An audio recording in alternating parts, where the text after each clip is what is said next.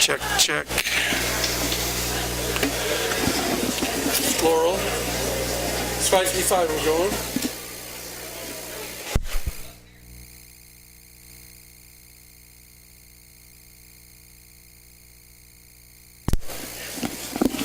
Good evening, Cougar football fans. Here we are at the Dick Cardinal Stadium on the campus of Lakewood High School, just about to join you for the Cougar Pep Band playing the national anthem.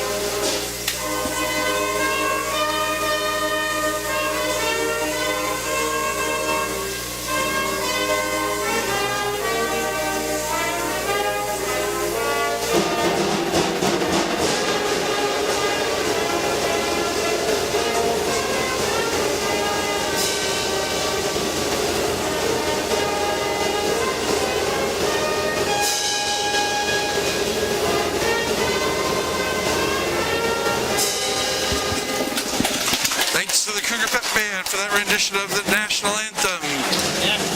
We are joining you tonight from Facebook Live and our YouTube channel here at Lakewood High School,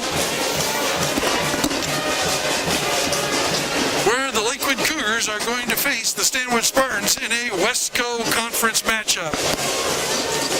Cougars come in at 2-0, having easily dispatched the Marysville-Getchell Chargers 69-0, and then another easy victory over the Everett Seagulls at Everett Memorial Stadium, 77-21. The Spartans come in having beaten Jackson 55-0, and then dropping their second game to the Arlington Eagles 17-14. Not sure what to expect tonight, but it should be a good football game. It's a cool, breezy evening. There are no rain clouds out, and it is ready to play football.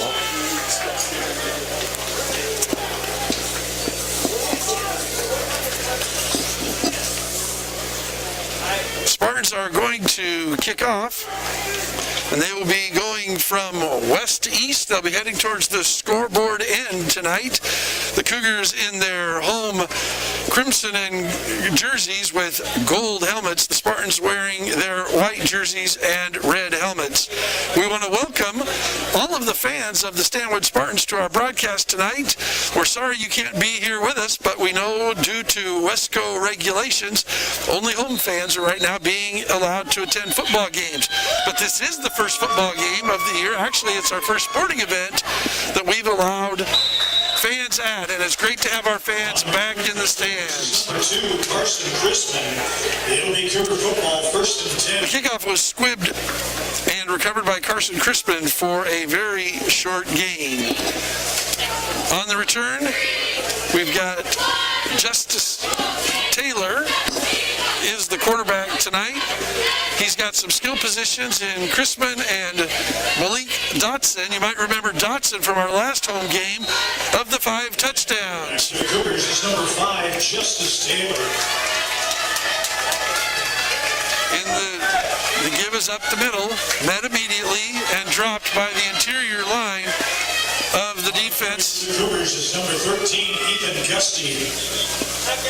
That was Ethan Gusty with the carry. And it'll be 2nd down for the Cougars. The tackle was made by 65, Drayden McDonald, with Declan Berry in there as well. No gain up the middle, or actually they call it a loss of 3.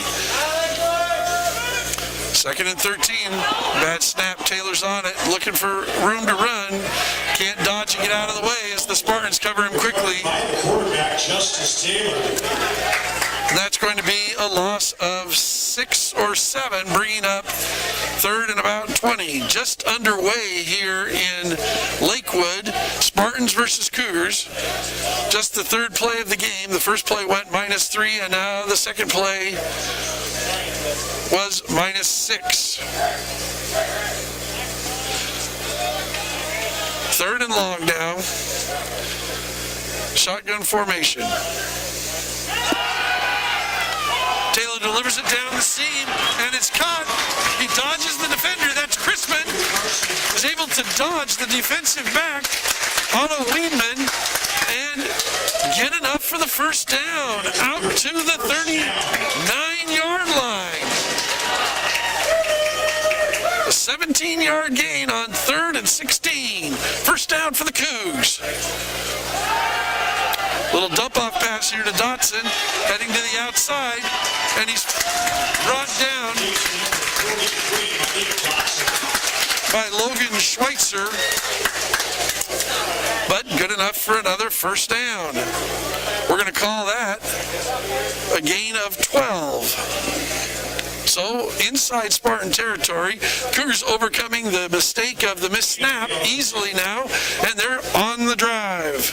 Check that, another Cougar first down. Taylor kind of rides Dotson down the lane, keeps himself up the middle for a short gain of 1. Looking to get the ball wide to Dotson, trying to draw the defenders outside and sneak up behind them, but the middle of the Spartan line was having nothing to do with it. It'll be Cougar football at the 45-yard line, standard. 2nd and 9 here, just underway. Cougars ball, first possession.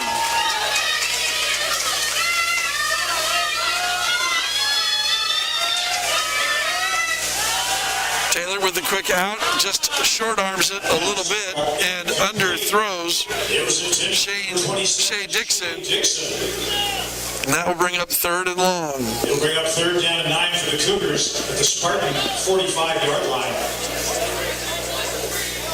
We've got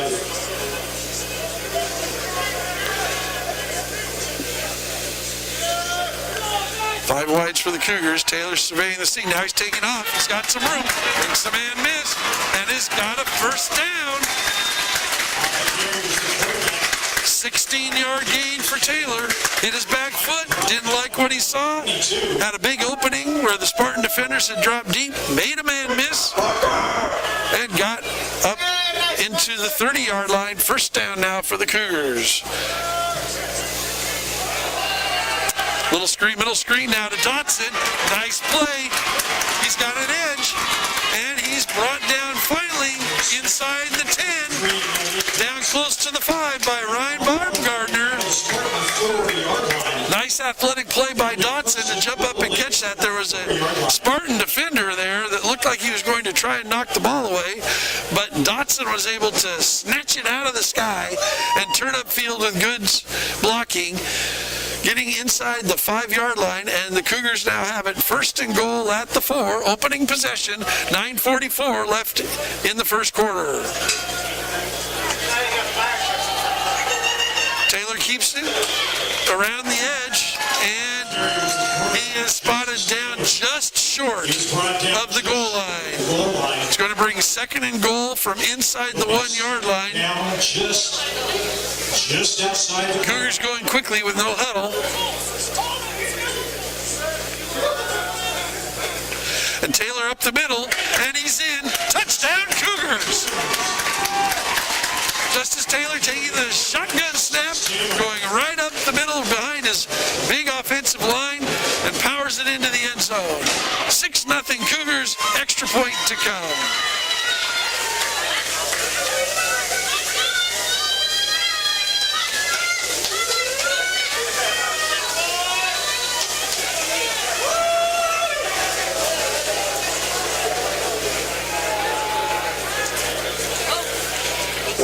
I believe this is Evan Kirkpatrick to kick the extra point. He's wearing number 1, as is the center, Jensen Espy.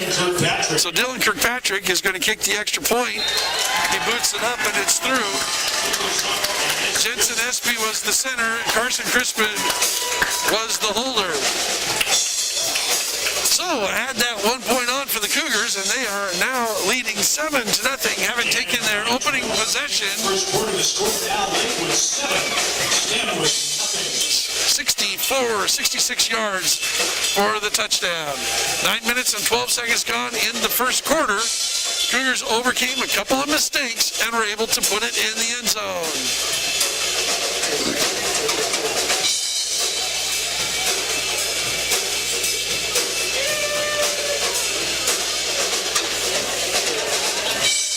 Again, it's great to have the fans back in the stands. This is the first football game we've had since the governor's reopening order. We will have more fans in the stands starting next week. And we are limited by the seating capacity of our facilities to how many people that we can have. And we are also restricted to only having our home fans in. So next week we have a home football game with Archbishop Murphy, and then we go on the road the following Thursday. We'll stream the game here against Murphy Friday night, but we will rely on our brethren in Wesco to live stream the game for you coming from them. That long kick taken on a hop by Baumgartner, and he's able to get about 12 yards on that return, brings it out to approximately the 25-yard line. So it is 1st and 10 Spartans with their first possession of the game. As I was saying, the Wesco rules are very strict at this point about only allowing home fans into the contest, whether they be football or soccer or any of the other remaining fall sports. Little swing pass to the outside, has some running room, and he gets about 9 yards. That pass is complete to number 35. That's Caden Kerrigan, the 6'1", 195-pound running back, senior. And they look to go quickly, but the umpire is standing over the ball as it looks like there's a headgear issue with one of the receivers. And now we're going to stop the clock, and he'll be able to get his headgear adjusted. Good safety play by the officials, making sure that everything is working for that player. So clock running again, 2nd down and 1. Handoff up the middle. Again, this is Kerrigan, and he powers across the 35 to the 37. That's enough for a first down, a 3-yard gain. Number 99, Jacobus Seth in on the tackle. We just recently heard that Jacobus was offered a football scholarship to Washington State University. So congratulations to that young man.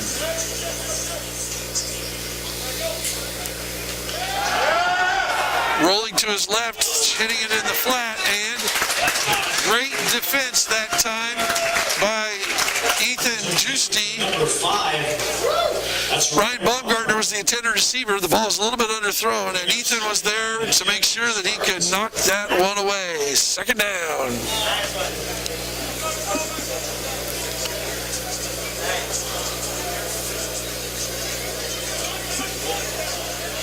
Spartans are 1-1 again, having beaten Jackson easily and having lost in a narrow game to Arlington last week. Cougars, of course, 2-0 with 2 easy victories over Everett and Marysville-Getchell. Little screen pass now to Kerrigan again, and he's trying to get to the corner, and he's ridden out of bounds by Jensen Espy, and out of bounds for about a 7-yard gain. It's going to bring up 3rd and a short 8 or a long 3.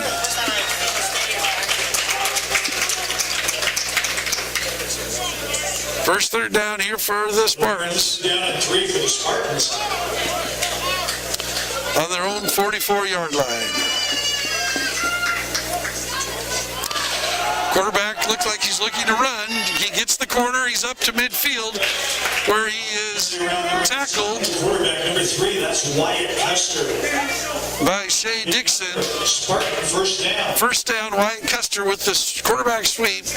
Got about 5-yard line. 5 yards. Ball spotted right at midfield now. 7:44 left to go in the first quarter. Spartans with their opening possession, trailing 7-0. Fake to Kerrigan. He hits Baumgartner on the seam, and that's good for about 12 yards and a first down. Now a ball inside the Cougar 40-yard line down to the 38. First and 10. Shea Wilson on the defense. Shea Dixon on the defense. It'll be first and 10, Stanwood at the Cougar 39-yard line. Referee stopping the clock. And the side judge is having a conversation with Coach Dan Teeter. And now the referee winds it. And we're going to play here. First and 10. Quarterback with a deep drop. Under pressure. Fires it and out of bounds. Nice pressure that time by 3 Cougars. Eric Hernandez was there, as was Solomena Levea, and they're going to call grounding on the quarterback. He did throw it out of bounds. There wasn't a receiver in the area, but generally when they're under pressure, the quarterback is able to throw the ball out of bounds in the NFL or in college, not in high school where they have to find an intended receiver. Definitely under duress as he had the 3 Cougars bearing down on him, and he just fired it out of bounds. So that's a big penalty on the Spartans. 15 yards plus a loss of down. So that's going to bring up 2nd and 25. Now back in their own territory, back on the 49-yard line. Oh, now we got another stoppage here.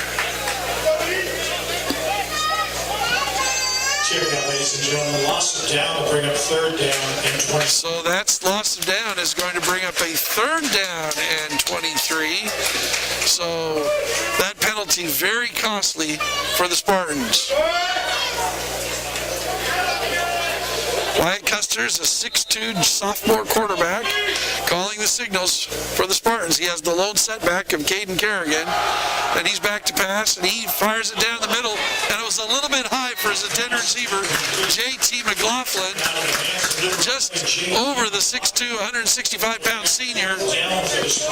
Couldn't quite get up and pull it in. It would not have been good enough for a first down. There were Cougars there to bring him down and tackle, but that's going to bring up a 4th down and a punt. Chrisman and Dixon back to receive the punt.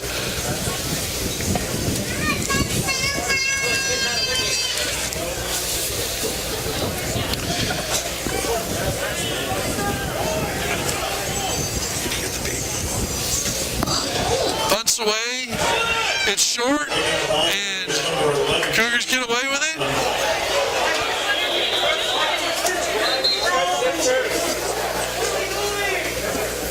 So the punt by J.T. McLaughlin was only good for about 15 yards. So the rule on that, you saw the Cougar jump up and try to grab it, and then he didn't. He was unable to secure it, and the Spartans jumped on it. It's not a fumble because the ball hit a Spartan player first. This is called the first touching rule, and so you can see they're moving the ball back to the 43-yard line. So that was when it was first touched by a Spartan player. Once a Spartan player touches it, it's considered down, but it can still be advanced by the offensive team, and that's what the Cougars tried to do. This is Dotson around the outside, good for about 7 out to midfield. And so when that happens, the Cougars can pick that up, and even though they fumbled it, they can advance the ball, but there can be no penalty on them because it can always go back to the spot of the first touching. It's kind of an obscure rule. You don't see it happen very often, but it is called the first touching rule. 6-yard gain for Dotson. 2nd and 4 for the Cougars. 6 minutes and 30 seconds left to go here in the first half, or the first quarter. Straight up the middle, breaks the tackle. Dotson breaks the referee and down for a first down.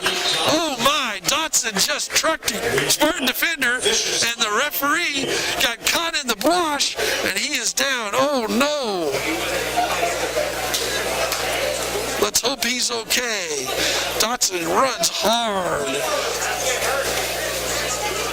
And that umpire right in the middle of the field is the most vulnerable player, most vulnerable referee, and he's in there watching for holding and for any of the penalties in the center of the field, and he just got caught up in the wash as Dotson busted through those Spartan defenders and was able to get upfield. I hope he's okay. I know I wouldn't want to be hit by Dotson.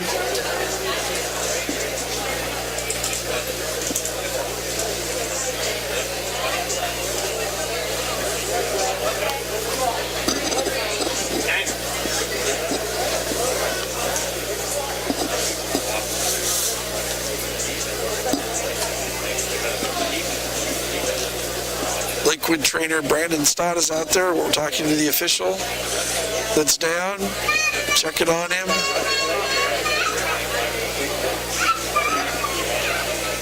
There's Lakewood trainer Brandon Stott right now running onto the field to check on the official. And he's up, and he's going to be escorted to the sidelines.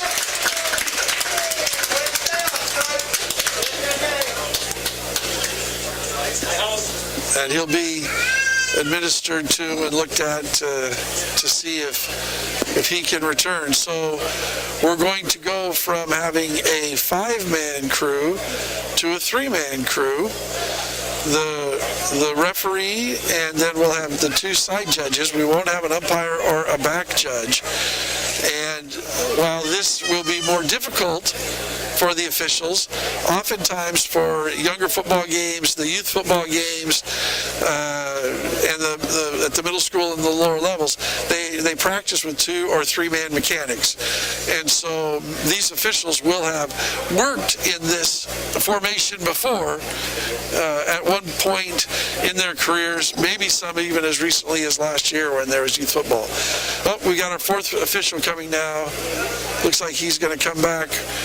We're still with an official's timeout. So to recap, the Cougars took the opening kickoff and went 69 yards for a touchdown, a 1-inch run from Justice Taylor, who took it from the 5-yard line to the inch line, and then on the next play got it over for the score. The big play in that drive was a long 3rd down conversion pass that was, the Cougars were in a 3rd and 23, and that was good for 24 yards after a bad snap from center. The Cougars kicked off, and the Spartans were able to march it from their own 20 out, and they got as deep into the Cougar territory as the 38-yard line when an intentional grounding call pushed them back to 3rd and 23. They threw an incomplete pass, and they punted, and now the Cougars are coming back at the Spartans. So we're back to play. Taylor rolls out. He hits Dixon, kind of juggles it, but he's heading down the sidelines and gets inside the 20 down to the 17. And that's good for 24 yards. Taylor did that last 2 weeks ago here at Dick Cardinal Stadium for a touchdown where he faked it, pulled it, looked like he was going to run, and then slung it outside. Again, as long as he's behind the line of scrimmage, that is a legal forward pass. Drawing the defense. Taylor fakes up on the pressure, rolls, and is able to hit a man rolling downfield. And that's Blake Conyers with the catch. So Taylor was able to pump fake, juke his way behind the defender, get outside and find Conyers for a 8-yard gain down to the Spartan 9. 2nd and 2 for the Cougars. pass incomplete, intended for number 2, Carson Crispin. He had Shea Dixon and Carson Christmas both running slants on the far side of the field. The ball just sailed on him. That'll bring up 3rd and 2 for the Cougars at the 8-yard line of the Spartans.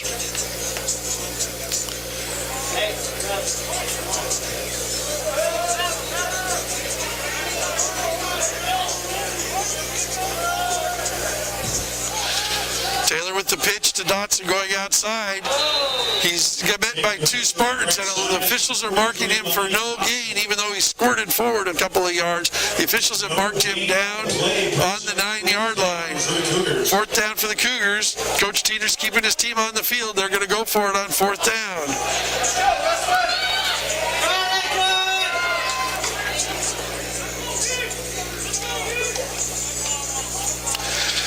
The Cougars looking to the sideline for the play. Teeter is signaling in, and now Teeter is calling a timeout. So that's the first timeout in the half.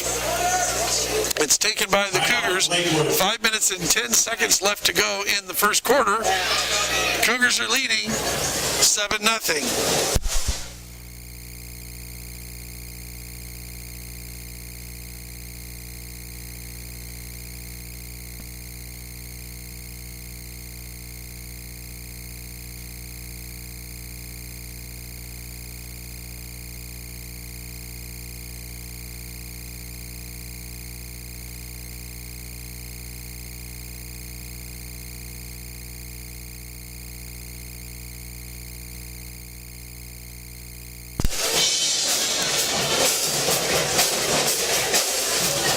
We have the band here tonight. We have fans in the stands. We have fans circling the fence. And we're playing football here on Friday night. Friday Night Lights from Lakewood High School. And in just 1 week from Monday, we're going to have these high school students back in class. And we're very excited about that as well. So 4th and 2, Taylor to pass. Throws it to the corner. He's got a man, but just overthrows Crispin, incomplete. So that'll be a change of possession. Spartan ball on their own 8-yard line.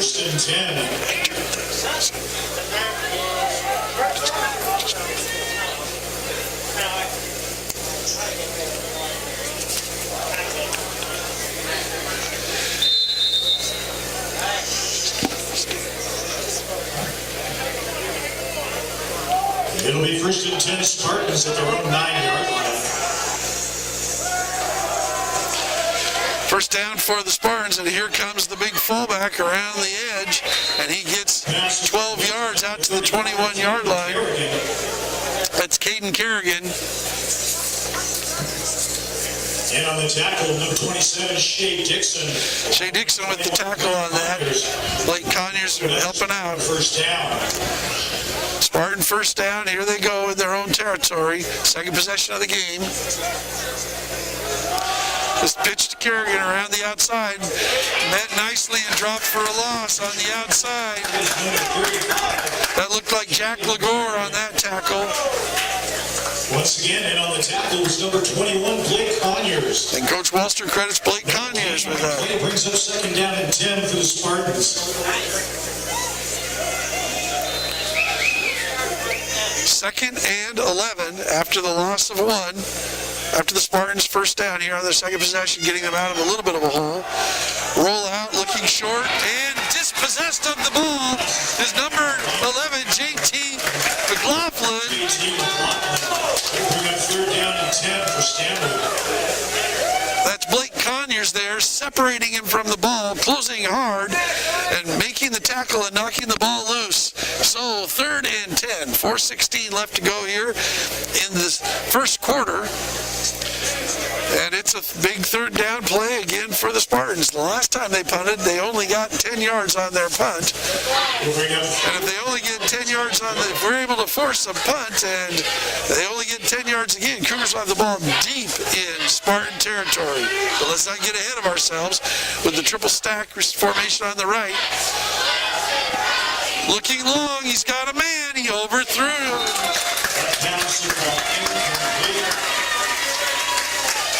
It was intended for number 38, That's Carson Beck. Carson Beck was the intended receiver, but it was just thrown a little bit too far.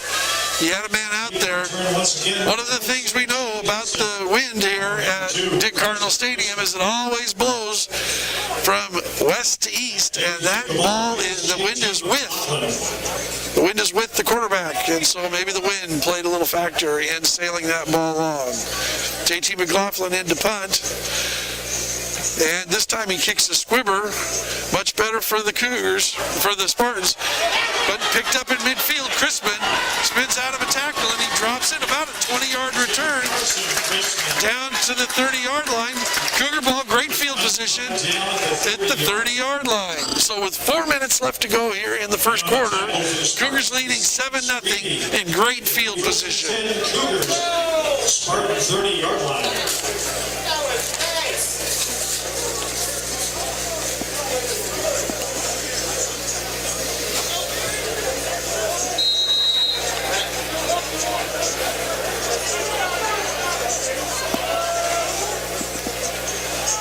Give to Dotson, looking for the corner. He finds it.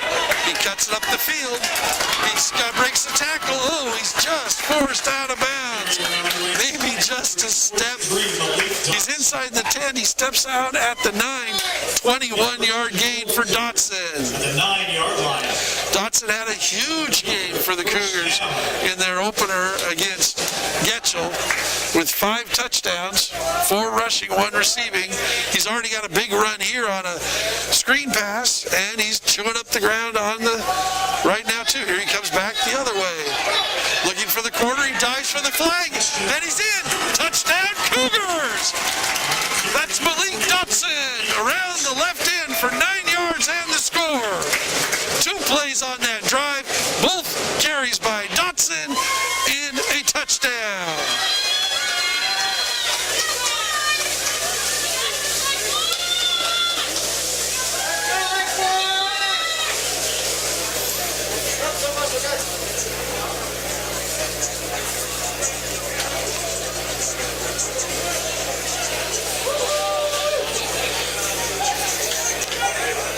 It looks like that's Derek Robbins in as the tailback as the Cougars are going to go for 2. That's Crispin throwing the ball. Oh. An extra point attempt is no good. So that pass was intended for Andrew Malloy. The Cougars oftentimes line up in a funky formation. That time they had all of their linemen off to the left, and they had a center direct snap to Crispin. He had Derek Robbins as his tailback, and then he had Malloy running a little slant route away from the formation and just sailed it over his head. 3:46 left to go in the first quarter. Cougars now with a 13-0 lead, and they will be kicking off.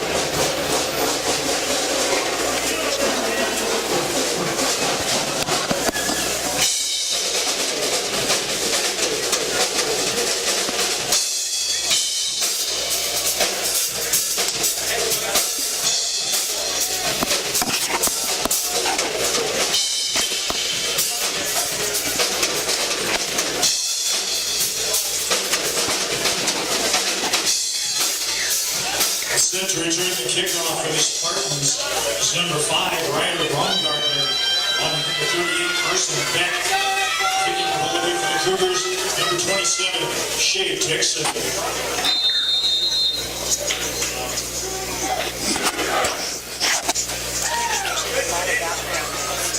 And the kick is picked up by Riley Baumgartner at the 15. And there's a flag on the play. There are several flags on the play. Fans are yelling. We all saw it. And we've got a flag on the play. It's going to be a block in the back or a clip on the Spartans. It's going to happen right about the 19-yard line. That should be a penalty about half the distance to the goal. Yes, they're calling the block in the back. That penalty is a block in the back on return against Stanwood. So Baumgartner's return is negated as we go half the distance to the goal. And they're marking it back on the Spartan, looks like 9-yard line. No, just short of the 10-yard line. So 1st and 10 for Stanwood at their own 10-yard line. 3 minutes and 39 seconds left to go here in the first quarter. Cougar on defense. Cougars leading. The give is up the middle and met, and maybe a yard gain, maybe a half a yard gain. That's Caden Kerrigan. Tackles number 24, Caden Bustad. Caden Bustad on the stop right there in the middle. No gain on the play. Second down and 10 for the Spartans. So they're going to mark it just right back there at the 10-yard line. Maybe got a half yard on that.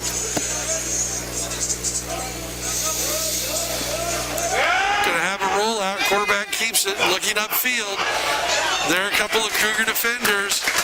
On the carry, the quarterback number 3, Ryan Custer. That's Jack Lagore and Blake Conyers, preventing the quarterback from really getting outside the pocket and getting any yards. Although we are going to give him 5 on that. So 3rd and 5 now for the Spartans. 3rd down and 5 for the Spartans.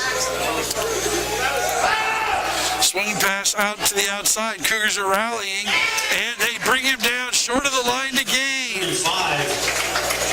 That was Caden Kerrigan with the reception on the swing pass out of the backfield, and he was brought down after a gain of only 2, and that's going to bring up 4th down again. Looks like the Spartans are going to go for it, and Dan Teeter calls his second timeout. So the Spartans quickly got to the line on their 4th and 2 play. The Cougars were switching out for their punt coverage team. Coach Teeter saw it and quickly called a timeout. So with 2 minutes and 8 seconds left to go here in the first quarter, Cougars leading 13-0.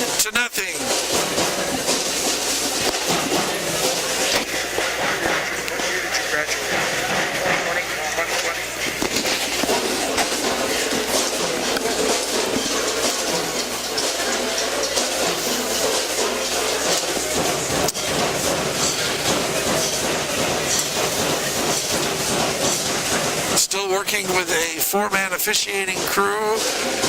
We have not seen the 5th official come back, and although I did not see him leave either, but I can assume that from that hard hit by Dotson that the official is going to not be with us for the rest of the football game. Our best wishes go out to him and hope that he is doing okay.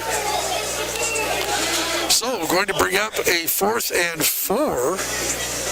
The scoreboard says 4th and 4. My eyes tell me it's 4th and maybe 2.5. So we're going to go with that. Spartans are going to go for it. They're going to try to draw the Cougars offside. A hard count. Let's see if he does it again. Now he's back to shotgun formation. Cougars didn't jump. Good discipline. Tried it again. Hard count. And now the timeout for the Spartans. And so there was an attempt at a hard count, trying to get the Cougars to jump off sides. Great discipline. You can see the defensive coordinator down on the field giving the defensive players an applause, congratulating them for their good discipline, staying in their stances, and not giving the Spartans a free first down. So now we'll see if the Spartans want to come out and actually run a play at 4th and 2.5, or whether they're going to punt the ball back to the Cougars. So a lot of things going on. No time ticking off the clock. Lots of strategy going on out there. The wheels are turning, and we'll see what comes next. It looks like they're going to punt. JT McLaughlin back in punt formation again. His first punt only went for about 10 yards. His second punt, he did one of those rugby-style kicks, rolling to his right, and then kicked a squibber. And Carson Crispin was able to pick the ball up and return it 20 yards, giving the Cougars great field position. Crispin's now up, leaving only one returner in the backfield.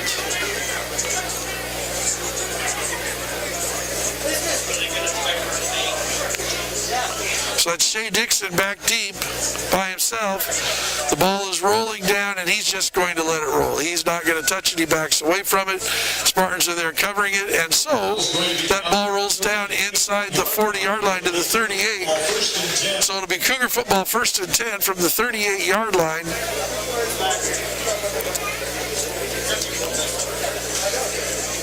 And they are leading 13-0.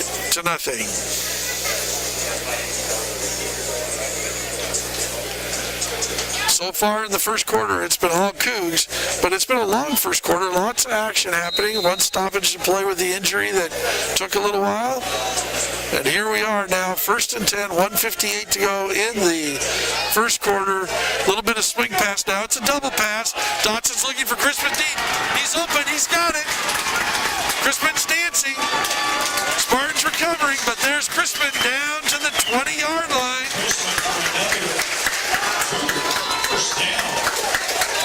That's good for 42 yards. So Taylor throwing it backwards to Dotson, who then threw it deep to Crispin, and he catches it and dances down in the middle of the secondary to the 20-yard line, where the Cougars will take it 1st and 10. 1st and 10 Cougars at the Spartan 20-yard line. Taylor with a little pitch to Dotson, running left, gets the corner, and he's down inside the 15, down to the 11-yard line, where it will be 2nd and 1. Played by number 10, Otto Wiedemann.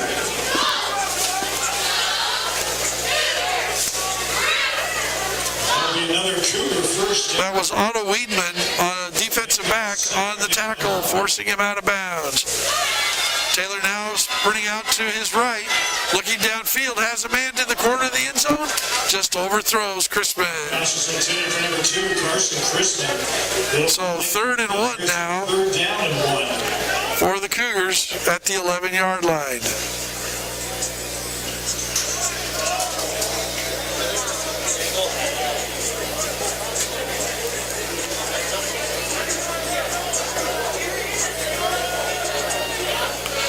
Give straight ahead to Dotson. He's met there. Oh no, I was fooled. That was not a straight ahead to Dotson. That was Taylor taking it around the end, going on the right side, in for the 11-yard touchdown scamper. The middle of the Spartan defense was fooled as well, as they met Dotson in the middle. It would have been stopped for a short gain and Taylor giving him the ball. He didn't. He faked him out, scampered around the end for the touchdown. 53 seconds left to go in the first quarter. It's now 19-0. Cougars. In to attempt the extra point, number 11, Dylan Kirkpatrick. So this is number 11, Dylan Kirkpatrick.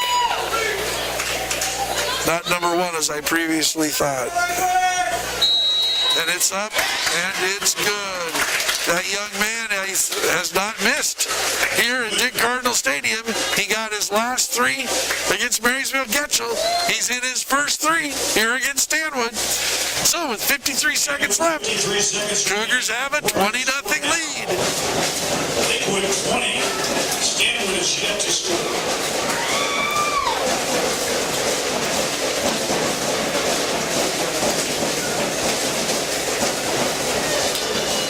We're coming to you on our live stream tonight on our YouTube channel and on our Facebook Live. If you're watching us on YouTube, we encourage you to subscribe to our YouTube page, where we can push out updates and we can send you messages when we have more events scheduled.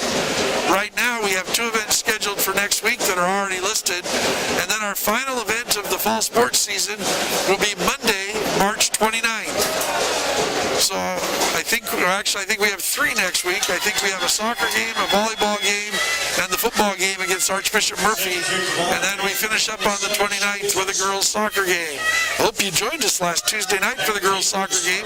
Ilana Ramirez knocked in a penalty kick with less than 2 minutes to go to give the Cougars a 1-0 lead over the Mariner Marauders.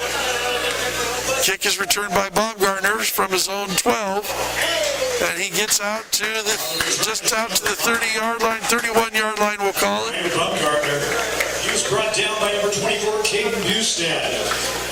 It'll be 1st and 10 Spartans. And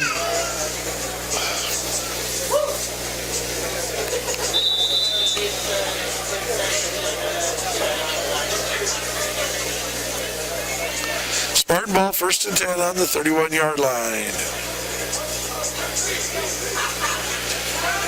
This is the running back, and again, met there at the line of scrimmage, Caden Kerrigan. Stood up at the line by number 99, Jacobus Seth. Jacobus Seth was right there for the tackle. And that is the end of the first quarter. Quarter was dominated by the Cougars. They are leading 20-0. And we will be back with second quarter action.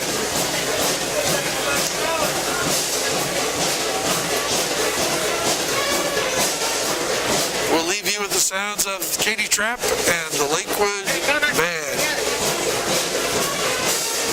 Any comments on the screen? No? Okay.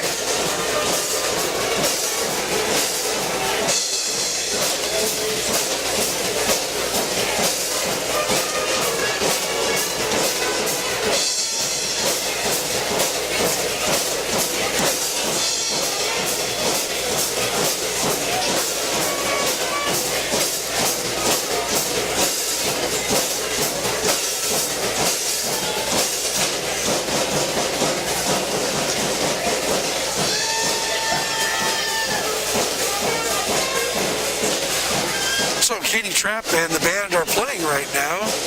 You might be asking yourself, well, who is in the band? And I'd be happy to share that with you. Sam Alexander, Joey Allman, and I don't have instruments or ears, so I'm just going to give you their names. Elena Alvarado, Chase Argentsinger, Jacoby Bain, Mia Barber, Helena Burrows, Claire Cody, Liam Cross, Tyler Edmonds, Kylie Edmondson, Isaiah Fuentes, Ethan Greenland, Ewan Groda, Riley Hargrave, Caden Hazard, Chloe Hoffman, Bo Johnson, Arjo Carr, Cameron Kinstad, Caleb Lufkin, Jackson Lundquist, Ryan Meschke, Jaden Petzold, Stella Reitz, Jenny Rokal, Bray Ryden, Leo Sandoval, Anna Tallman, and Caleb Trapp. Tonight we're joined by Michael Holthouse, who is a 2020 graduate of Lakewood High School. He is doing some studying at Everett Community College in communications. And so, Michael, we're going to go to the play-by-play for you for this series. Spartan balls, 1st and 10, 2nd and 10. Stanwood's quarterback takes the ball right up to about the 35-yard line for a 5-yard gain. It's going to be 3rd and 5, Stanwood ball. That was Ryan Buckner, that was my bad. Number 99, Jacobus Seth, in on the stop. It's going to be Stanwood ball with 11 minutes and 45 seconds to go. It'll bring up 3rd and 5 for the Spartans at the 36-yard line. Cougar D-line shifts. Quarterback number 3, back to pass. Just sails it right out of bounds. It's a slight overthrow, but taken for number 38, Caden Kerrigan. It's a nice blitz from Crispin to force the quarterback out of the pocket and make the bad throw. 4th down and 6. Looks like they have their punter out to punt. Watch out for their personal protector. He actually has faked it quite a few times in the last few games for them. Their punter also rolls out rugby style. He averages around 25 yards per punt. Just watch out. He might fake it too. He's a little bit more athletic for a punter. He punts it. Good punt. Punts right to Carson Crispin for a return. Going out to the right. Running right. Coming up the sideline. Keeps going. And he's good up to about the 46-yard line.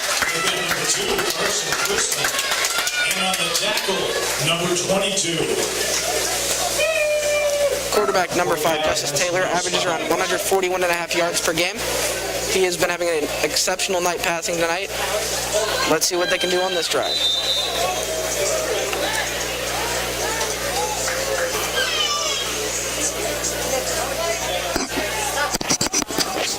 First and 10 Cougars at the 47-yard line. Justice Taylor hands it to Malik Dotson. He stumbles just down for about a 2-yard loss. It's going to be 2nd and 12 Cougars. The line of scrimmage will be a loss of 2 on the play. Receiver Hayden Richardson switches sides, comes to the right side of the field for the Lakewood Cougars. Quarterback Justice Taylor is about to take the snap. Hands it off to Malik Dotson, goes to the left, running to the left, keeps going, and he's tripped up at about the 25-yard line. Malik Dotson averages around 172.5 yards per game rushing on the ground, and he's been number 5 Ryder Baumgartner in on the stop. It'll be 1st and 10 Lakewood at the Spartan 24-yard line. 1st and 10 Lakewood at the Spartan 24-yard line. Justice Taylor's looking right for the call from the Cougar sideline. Drops back to pass. Pitches it forward to Jacoba Seth. Just dropped incomplete pass because that was a little forward toss instead of a handoff. That pass we call incomplete. Receiver Shea Dixon is in for Carson Chrisman on this play. Let's see what they do here. It'll bring up 2nd and 10 for the Cougars. 2nd and 10 Cougars at the Spartan 24-yard line. Everybody's looking to the right side to see what the Cougars call.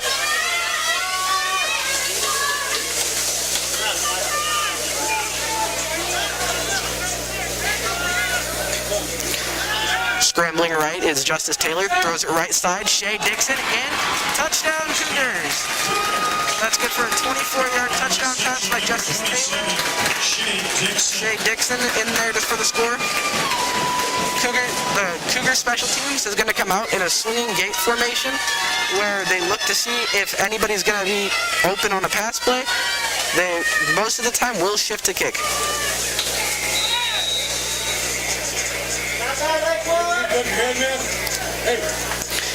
Cougar kicker Dylan Kirkpatrick on to kick.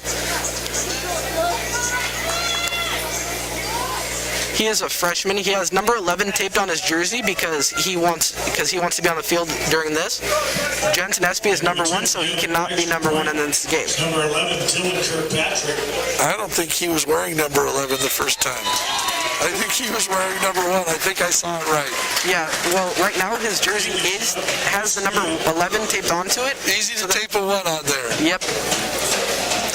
Dylan Kirkpatrick is perfect on this season. He has not missed a PAT at all. Stanwood is yet to score. Lakewood runs with Shea Dixon kicking kickoffs and Dylan Kirkpatrick kicking field goals. Lakewood has not punted once this season either.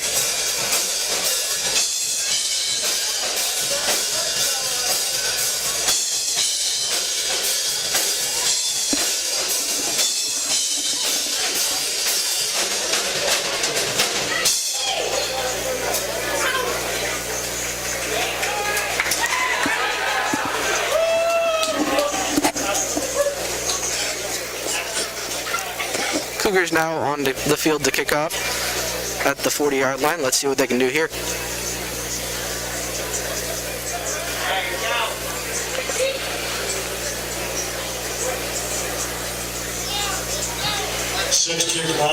It's 27-0 Lakewood ball with 10:36 on the clock. Shea Dixon is getting ready to kick, waiting for the whistle from the ref. Ryder Baumgartner along with number 38, Carson Bennett. Shea Dixon kicks it straight to the right side to number 38, Carson Beck. He is met by about 4 Cougar defenders at the Cougar 23-yard line. It'll be Stanwood football 1st and 10. The refs are calling it at about the 25, I'm pretty sure.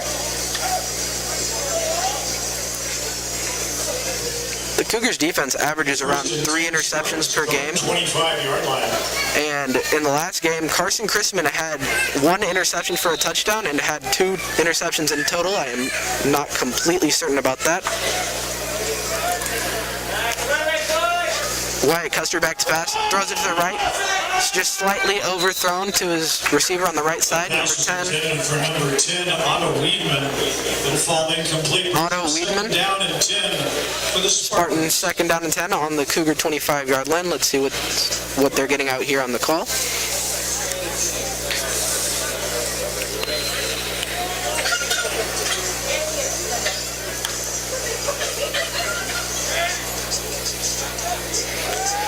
Custer back to pass, looks right, scrambles right, running, and he's met out of bounds at about the negative. He loses a yard on that play.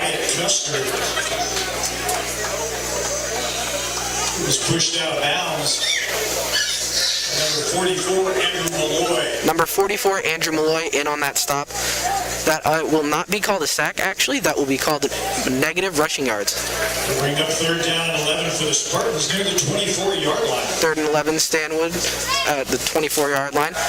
Custer's back to pass, looks right. It's just a slight screen. He just missed, throws this running back out of the backfield. We'll bring up 4th down for Stanwood. 4th down for Stanwood. Their punter's on the field to punt. Number 11, JT McLaughlin is back to punt. Back to receive the kick is number 2, Carson Chrisman, and number 27, Shea Dixon. Once again, back deep, number 2, Carson Chrisman. Number 27, Shea Dixon. JT McLaughlin will roll out from time to time because he is a rugby-style punter. Always JT McLaughlin. He did not roll out this time.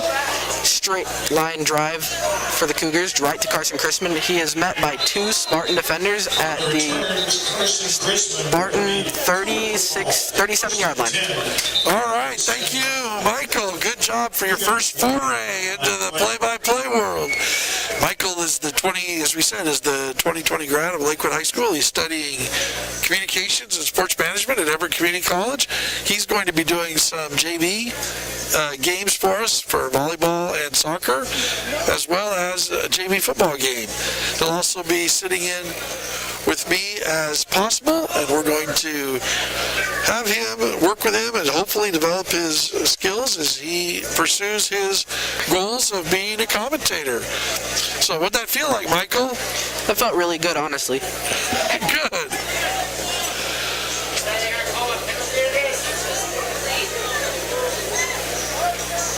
Minutes, 6 seconds left to go here in the half. Cougars at their own 38-yard. Cougars ball on their own 38.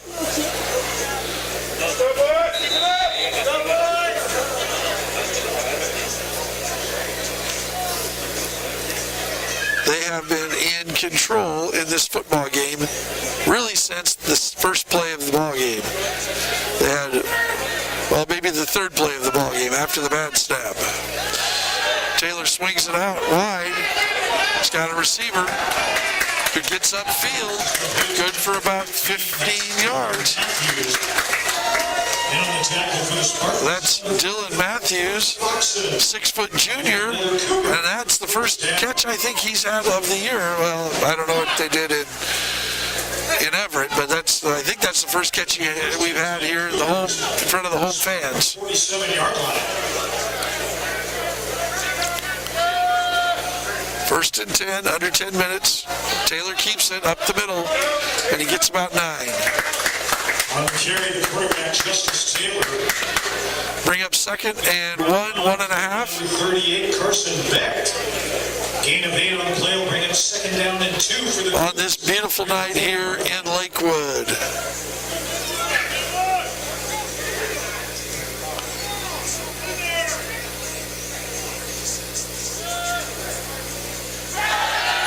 Taylor under pressure, and down he goes.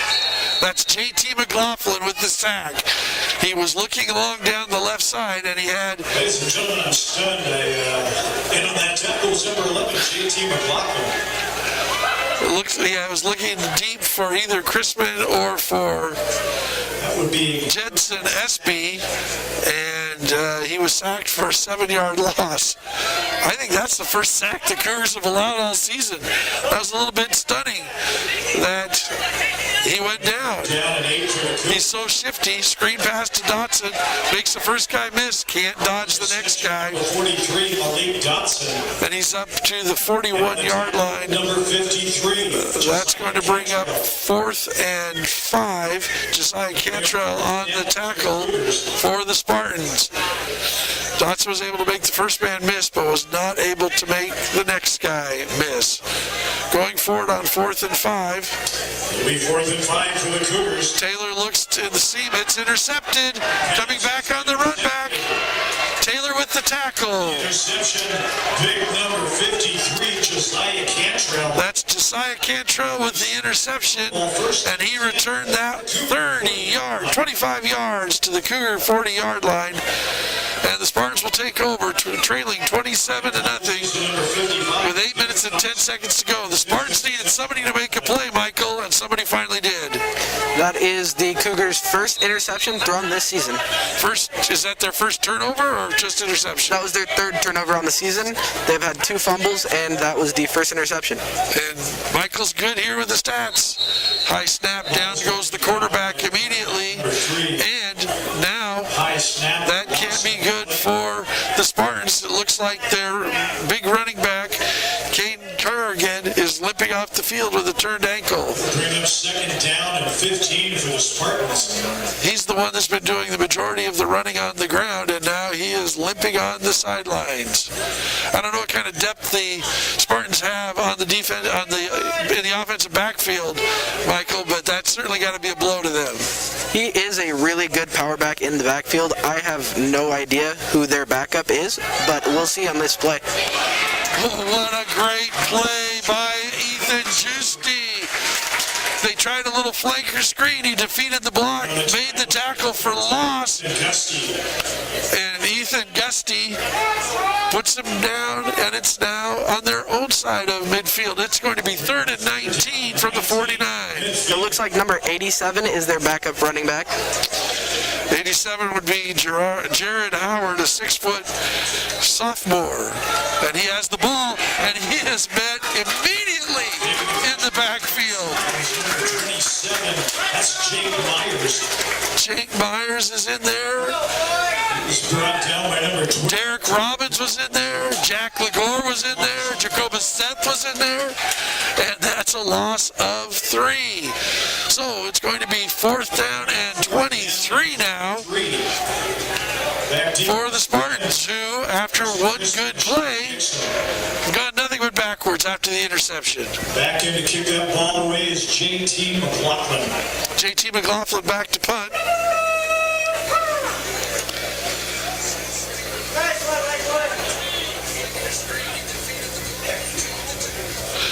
Rolling out, just a little pressure. And that rugby-style punt goes out of bounds inside the Cougar 30. We'll see if they mark it. Wow. They marked that at the 21-yard line. Michael, I thought that was went out of bounds about the 30. That looked as though it went out at the 30, but we have to go with the refs say on that one. Well, he's standing on the sidelines, and we're up in the stands a long ways away. That is true. So, Cougar ball on their own 21. 6 minutes and 6 seconds left to go in the half. 27-0. And they have had a lot of success until that 4th down turnover. Well, the sack on 3rd down, the 4th down turnover. Other than that, they've had pretty much nothing but positive plays. Taylor rolling out to the left, to the right, shucks the tackle, gets up the field to the 35-yard line.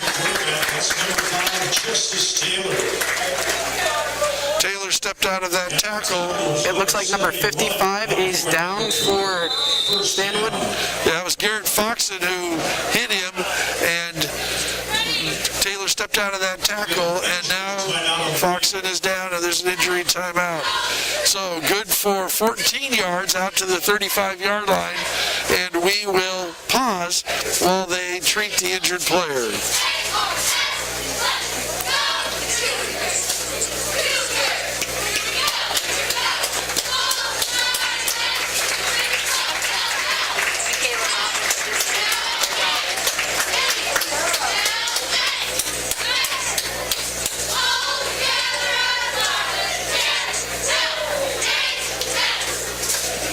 you joining us here tonight on Facebook Live or on our YouTube channel. We encourage you to subscribe. We don't know quite what the live stream schedule is going to be like for spring sports, which start on March 30th. We know that it will be girls golf, girls fast pitch, boys baseball, track and field, and boys soccer will be the events. I know that we will stream at least the boys soccer events because that's where we have our data hooked up here at Dick Cardinal Stadium. But I don't know what else we'll be showing, and that's why it's important to subscribe so you can get those updates and we can let you know when the game is going to be streamed. That's Malik Dotson up the middle for 10 yards. And the tackle is number 23. And a first down. Streamy. That's also another Cougar. First down. Gene Streamy on the tackle for the Spartans. Taylor looking, now he rolls out.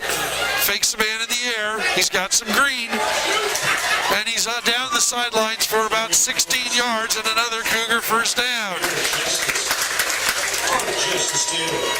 Looked back, he looked downfield, didn't have anybody, started to roll out, had a defender there, pump faked him and escaped down the sidelines. What do you think, Michael? That looks like a great play. The Cougars do average about to run the ball 66% of the time, while they pass about 34% of the time. So that was looking like it was going to be a good pass down the sideline to number 21, Blake Conyers, but he was not open, unfortunately. So Justice Taylor just took off with the smart read for a 16-yard gain. For the 16-yard gain. Just quick referee's timeout. Now we're back. First and 10. First and 10, 5:24 left to go in the half. Taylor looking long. He's got a man, Crispin, but he was triple covered. Just overthrown. That was a smart read, but the pass just wasn't there. Taylor ambitious throwing into triple coverage, but we've seen Crispin come up with acrobatic catches in coverage before. So he threw it up there and trusted his senior receiver to go and get it. Second and 10. Dump to Dotson, who goes straight upfield, straight down the middle. Ooh, big collision there with Ryan Baumgartner, who stuck his head in there and brought him down. But oh my, what a collision that was at the 20-yard line. 18-yard gain for Dotson.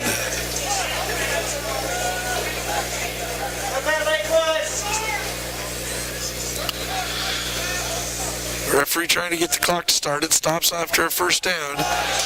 As Taylor pulls it again, he kicks it out to Crispin. We've seen this play before.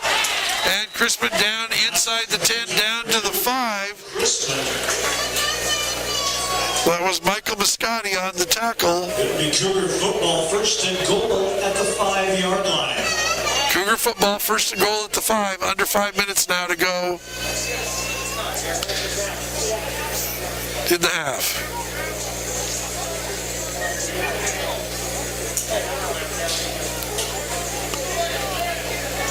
Earlier in the game, the Cougars were in a similar situation, and they ran with the ball with Justice Taylor. Let's see what they can do here. Passes right, just slightly underthrown for number 27, Shea Dixon. Brings up second and goal. So Dixon, the intended receiver, underthrown. He really was not open where the ball was thrown. They usually want to get it up high to him where he can use his athleticism to go and get it. Taylor hands off to Dotson, and he's into the end zone. Touchdown, Cougars. Malik Dotson, 5-yard carry for the touchdown. Dotson is racking up the touchdowns this year, tonight being no exception. And that brings the Cougars lead to 33-0. Cougars have it going on tonight.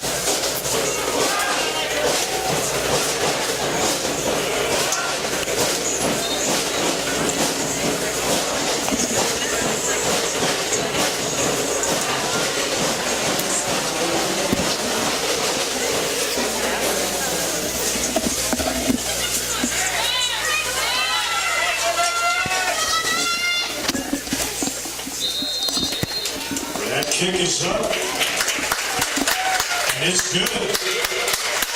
Kick was in by number 11, Dylan Kirkpatrick. So tonight, while we have a little bit of a break in the action, our good friend and cameraman J.R. Heisley is going to take a picture of our cheerleaders tonight, and we're going to tell you who they are. We did the band just at the last break, and now we're going to talk about the Cougar cheerleaders. The coaches are Lexi Parenteau and Christy Klink. The cheerleaders are Alexis Allen, Amelia Belmont, Ashton Faylor, Avery Moore, Brittany Bortz, Carissa Merweed, Emma Kramer, Emma Weiss, Felicity Wright, Jane Jones, Kaylee Howe, Kaylin Fitzpatrick, Karen Sexton, Landon Howe, Michaela Massoud, Nevaeh Wagner, Nicole Lesh, and Riley Ohlert. The Cougar cheerleaders. And they actually have someone to cheer in front of tonight, Michael. The last time we were here, they were cheering and there was no one in the stands. I feel good for all the players because I feel as though it would be quite weird not having the Cougar fans behind them for the game. Honestly, this is a great thing for the Cougar football team. It'll be Spartan football 1st and 10.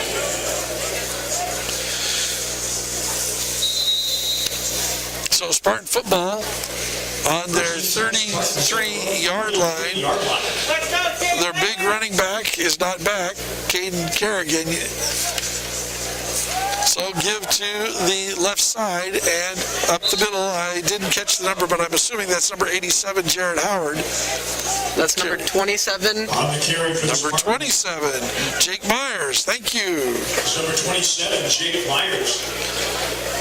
Myers is a 5'7", 180-pound sophomore. Check that.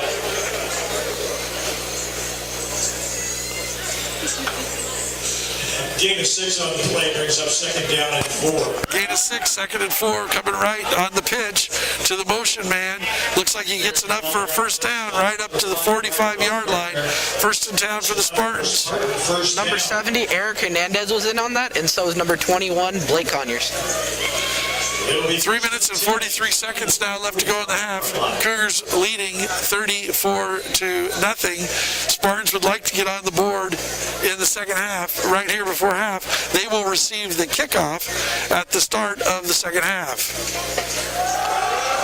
Handoff left, counters right, and he is fighting for more yards, but he is met by 4 to 5 Cougars for a gain of 2 yards. 4 yards. Going to spot him all the way out to the 49-yard line, so we're going to call that a gain of 4. So 2nd and 6, Jack Legore with the tackle. Gain of 4 brings up 2nd down and 6 for the Spartans near midfield. And we're going to have an equipment timeout, it looks like, for the Spartans. We've got an officials timeout. That was Jake Myers running up to the official and saying something. The officials immediately called the timeout, and he left the field. And it looks like that's Carden Kerrigan back in the game now at running back for the Spartans. Fake to Kerrigan, quarterback keeps it, he gains maybe a yard to midfield. I don't think so. They're going to call it no gain. So that was Wyatt Custer with the keeper, and it gave him exactly no gain, which is going to bring up 3rd and 6, just short of midfield. 3rd down and 6 for Stanwood. Want to say hi to my favorite Jackrabbit who just signed in. Glad that she's joined us tonight. Coach Krieger, great teacher, great friend, great supporter of Cougar sports. Stanwood timeout. 2:22 left to go here in the first half. 34-0 Cougars. When they come back from the timeout, it's going to be 3rd and 6 on the 49.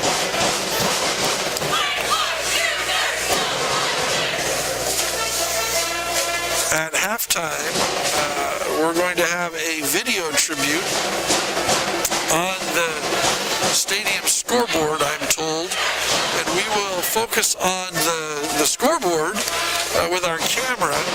I'm not sure if we will have audio or not, but the tribute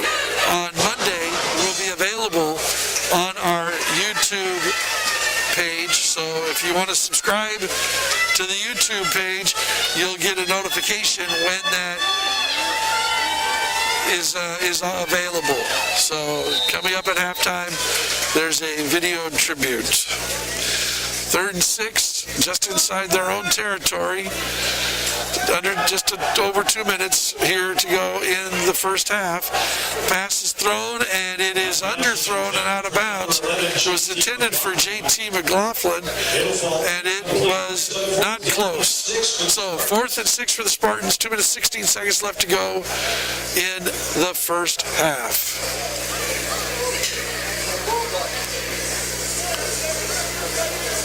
McLaughlin is on to punt, but watch out for the fake here because it is 4th and 6, which is kind of manageable at this area of the field.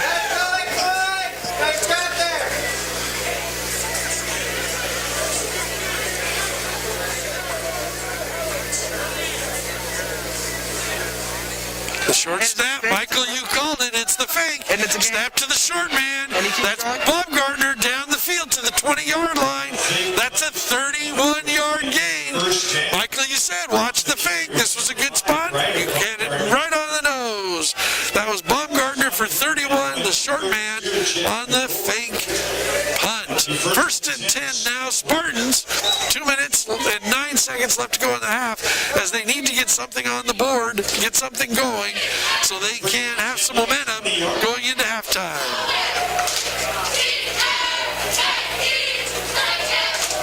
So give around the end, that's number 87, Jared Howard, and does not get much, maybe a yard.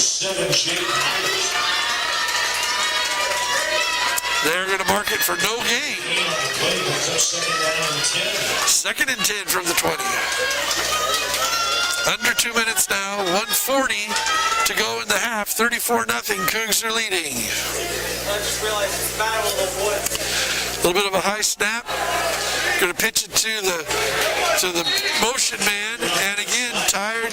That was no gain. Ryan Baumgartner for no gain.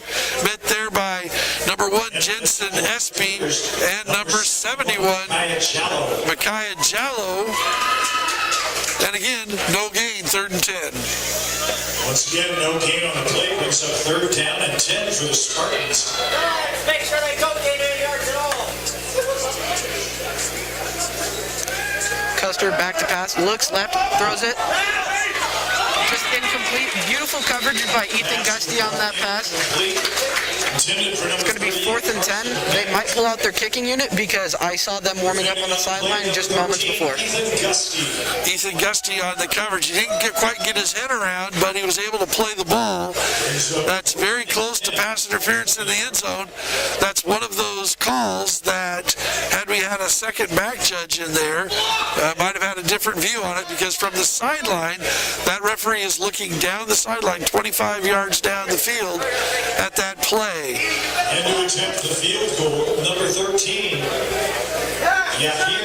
Yahir Gomez is on to attempt the field goal. It's going to be a 37-yarder, and it is well short. So it was online, but short, and the Cougars will take possession of the football, 1st and 10 with 52 seconds left to go in the half. They will get the ball on their own 20-yard line.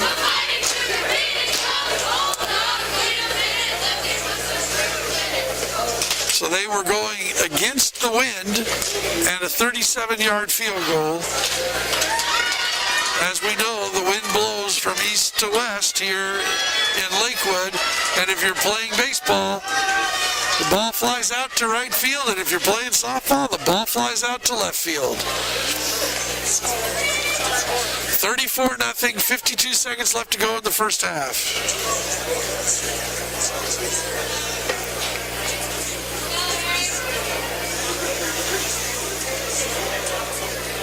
Empty set here. Justice Taylor's back to pass, looks right, throws it to Shea Dixon, going up the sideline, 30 to fumble, up to the 30. On the reception was number 87, but that ball was... That was... It was recovered by the Spartans. Hayden Richardson on the catch and the fumble. Number 10, Otto Wiedemann. Otto Wiedemann on the ball for the Spartans, recovering the ball at the 34-yard line. Yard line of the Cougars. 1st and 10. So another chance to score, trailing 34-0. 45 seconds left to go in the first half.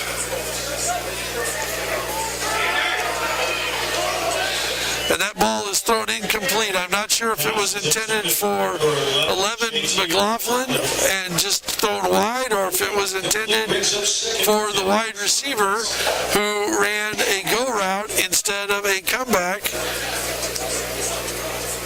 because that intended receiver could have been Carson Becht. So a little bit of miscommunication there on the part of the Spartans. On the roll. Finds the man short and turns upfield and gets about 10 yards. It looks like it's going to be a first down. Otto Wiedemann with the catch. Timeout now signaled for an injured player. And so we'll see where they spotted it. It looks like they've spotted it just short of the line to gain.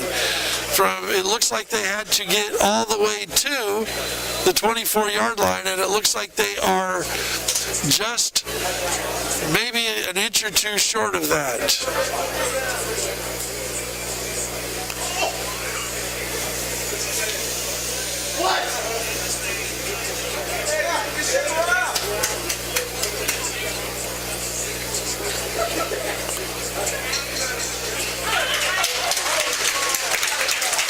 Down with number 76, Brian Henderson. He is up and he's walking to the sideline. Let's hope he's okay. Henderson, a 6'4", 305-pound offensive and defensive lineman for the Spartans. He plays both ways, so let's see what they do to help put him in here. And on defense, if he is out for the second half. Clock running now, 26 seconds left to go. 3rd and less than a yard for the Spartans. Still in a shotgun formation, look for the quick out, and that's good for about 3 yards to the 21-yard line. That's JT McLaughlin catching the ball for a Spartan first down.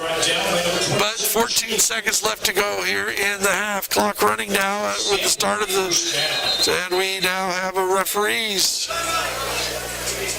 stopping the clock. We've got a timeout on the field. And Stanwood has called a timeout.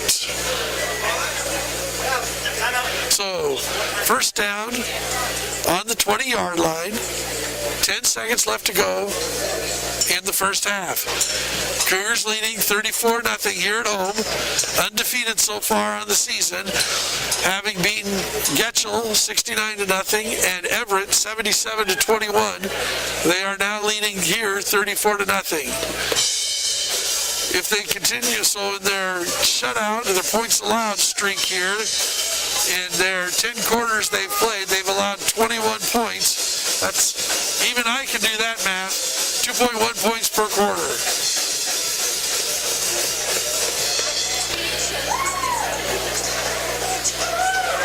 We're glad you're joining us here on this crisp night at Dick Cardinal Stadium. Stay tuned at halftime for a special video tribute that we'll do our best to bring you in total. And if not, we will be able to bring it to you on our web pages on Monday.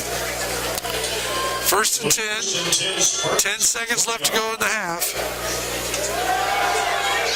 Looking down the seam to the tight end and just overthrown JT McLaughlin.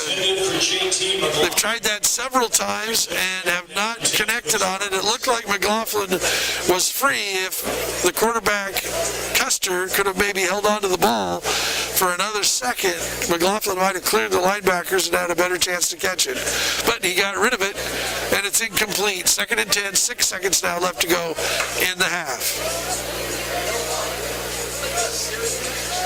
Custer looks to pass right, throws it just, and it is just too high. It was dropped by number... That pass was intended for number 5. That was Ryan Baumgartner going high in the air. He had it in his hands. He just juggled it. He would have come down in the end zone, but it fell incomplete. In between the Cougar safeties, Jensen Espy and Carson Crispin. There's now 1 second left to go here in the first half. 3rd and 10, which is rather moot, as this will be the last play of the half. 3 wide receivers to the left.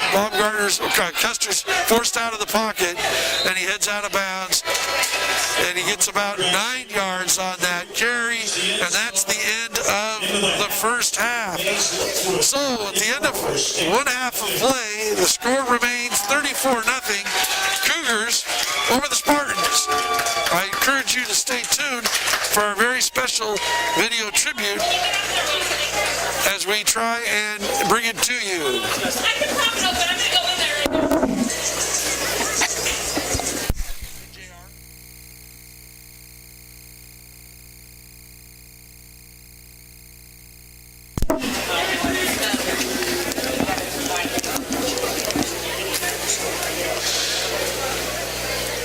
So one of the things that you'll see, and fans are seeing for the first time tonight, is that at halftime, the teams are not allowed to go into their locker rooms. As part of our disinfecting and cleanliness aspects of the Westco, the teams will gather on the sidelines instead of the traditionally in the locker room.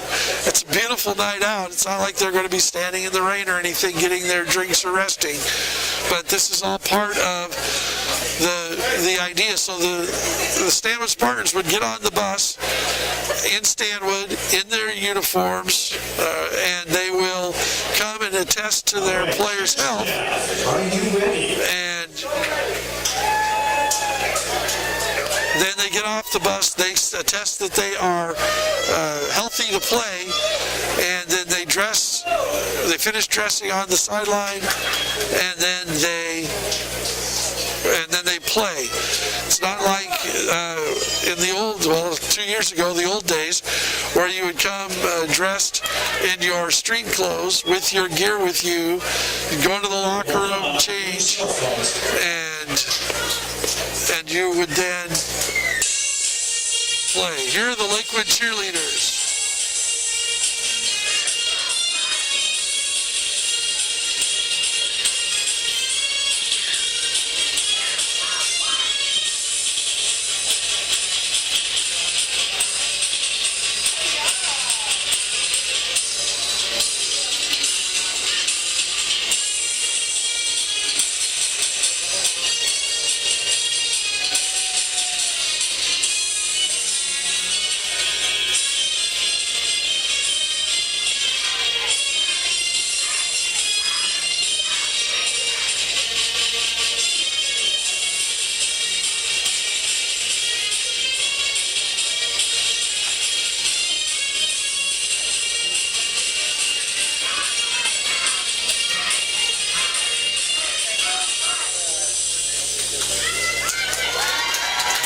Ladies and gentlemen, that's your Lakewood Cougar cheer staff.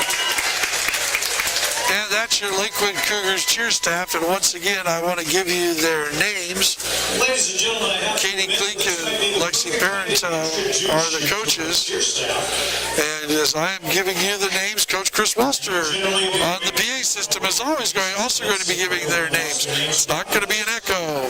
It's Alexis Allen, Amelia Belmont, Ashton Failer, Avery Moore, Brittany Borst, Carissa Merweed, Emma Kramer, Emma Wise, Felicity Wright, Jane Jones, Kaylee Howe, Kaylin Fitzpatrick, Karen Saxton, Landon Howe, Michaela Massou, Nevaeh Wagner, Nicole Lesh, and Riley Olerts. And senior Alexis Allen. Next, we have senior Brittany Borst. And sophomore Kaylin Fitzpatrick.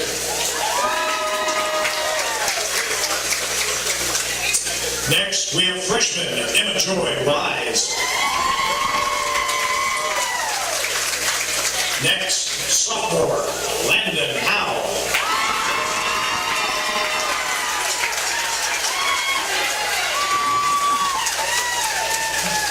Next, we have freshman Jay Jones.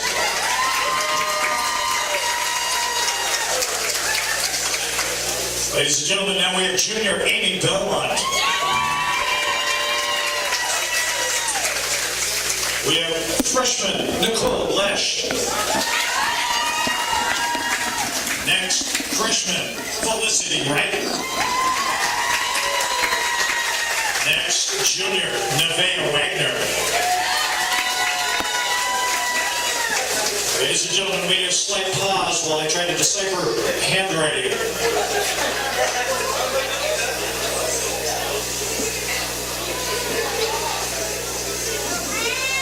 All right, we're back. Sophomore Carissa Murray.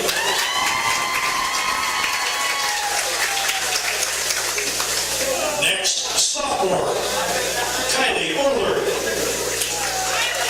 Let's go with Riley Oler. Let's work on that penmanship in the future.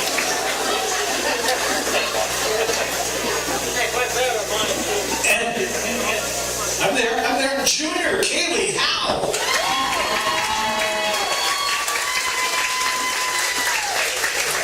All right, ladies and gentlemen, if I missed someone, give me the universal signal for I screwed up. Is that Emma Kramer, ladies and gentlemen?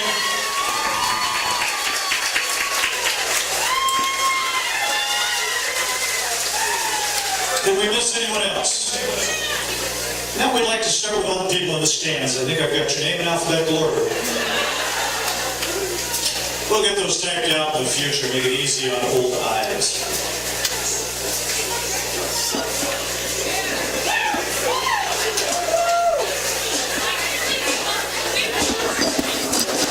And now for the video tribute.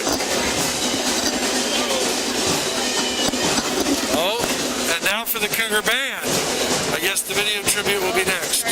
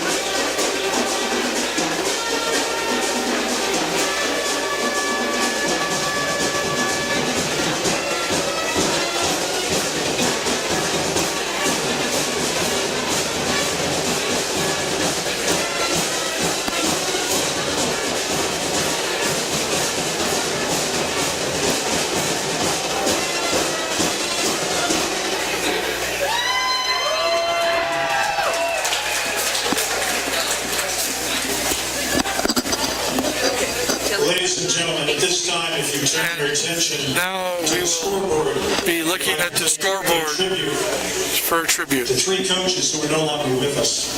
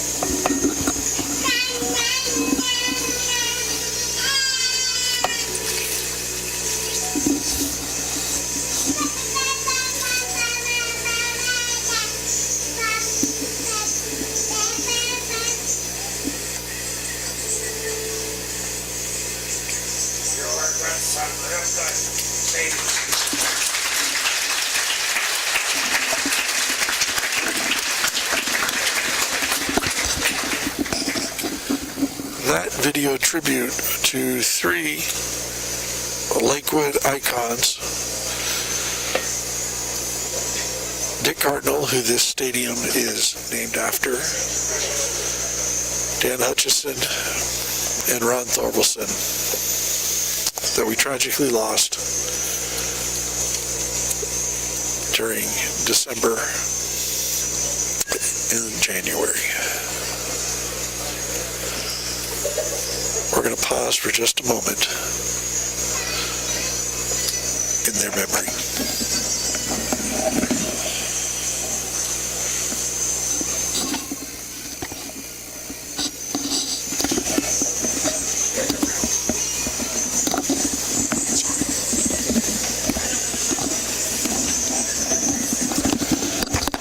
So the video tribute to the 3 Lakewood teachers, legends that we saw on the screen.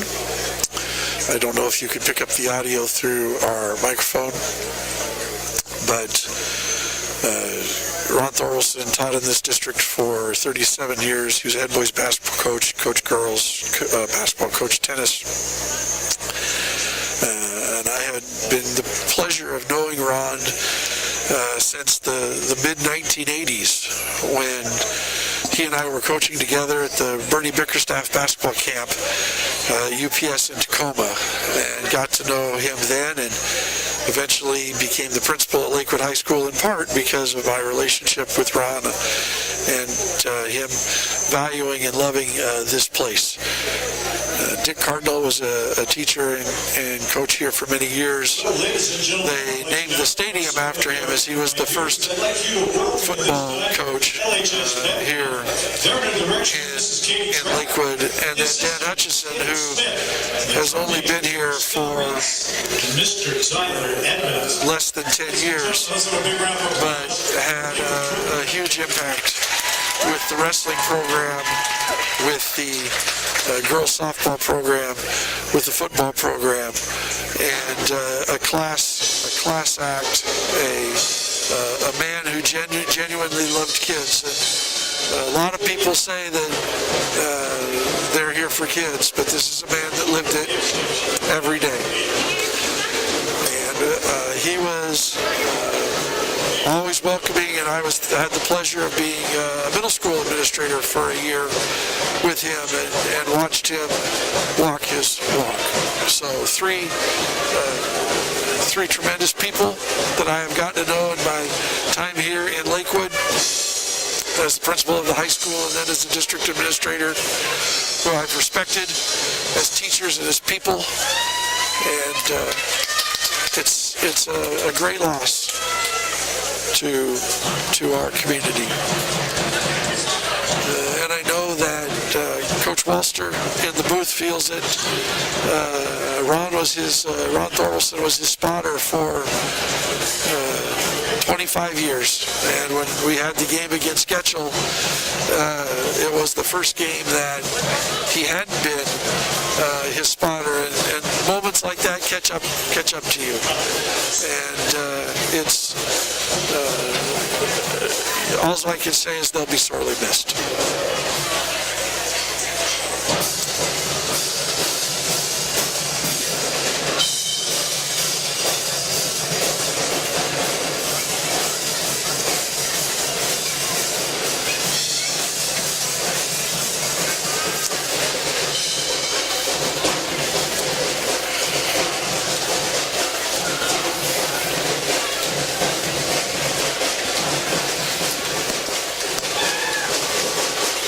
Michael, did you ever have Mr. Hutchison or Mr. Thorvaldsen as a teacher? I had Thorvaldsen his last year teaching, and I had Hutch as a coach for football 4 years.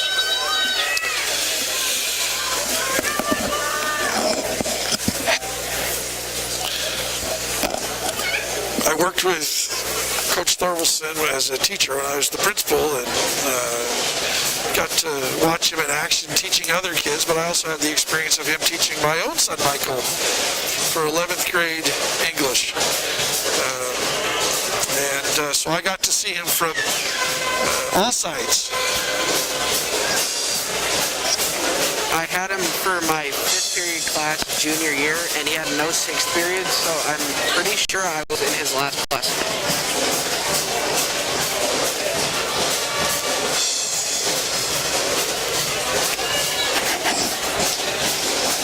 Well, we're about 10 seconds from the end of halftime. We have, as I said, that video tribute. I'm not sure how well you are able to see it or hear it, but we'll be posting that on our YouTube page and our Facebook page as we move forward on Monday.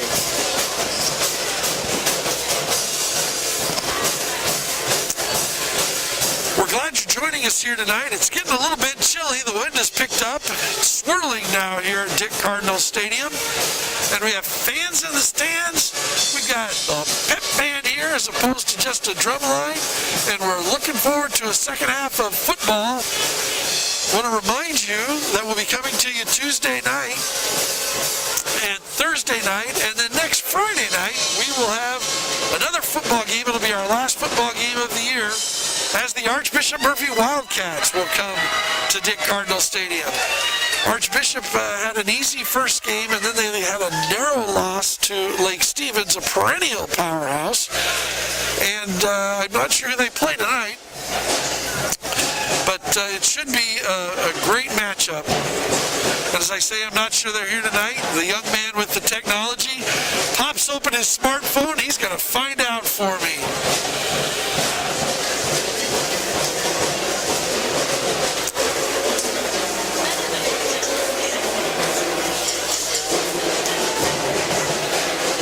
One of the things that I like to mention on our broadcast, and this is my 15th year in the district, and I love the fact that we have this beautiful turf field that I can sit and watch us play on. I was talking to Athletic Director, Assistant Principal Matt Blair the other day. We were remembering back probably 5 or 6 years ago, maybe 7 or 8 years ago now, when we had the grass field and we were playing Lindbergh in a playoff game, and they came and it was a muddy mess, and Lindbergh complained to the WIA and the district that they lost the game because of the field conditions, and District 1 District 1 for the WIA came out and inspected the field and said, yeah, it's not playable. And so the next week we ended up playing WF West from Chehalis at Marysville Pilchuck Stadium and lost some of our home field advantage. And it was shortly after that, maybe a year or so later, that the voters approved the bond for the high school and the fields. And now we have beautiful football field in great condition.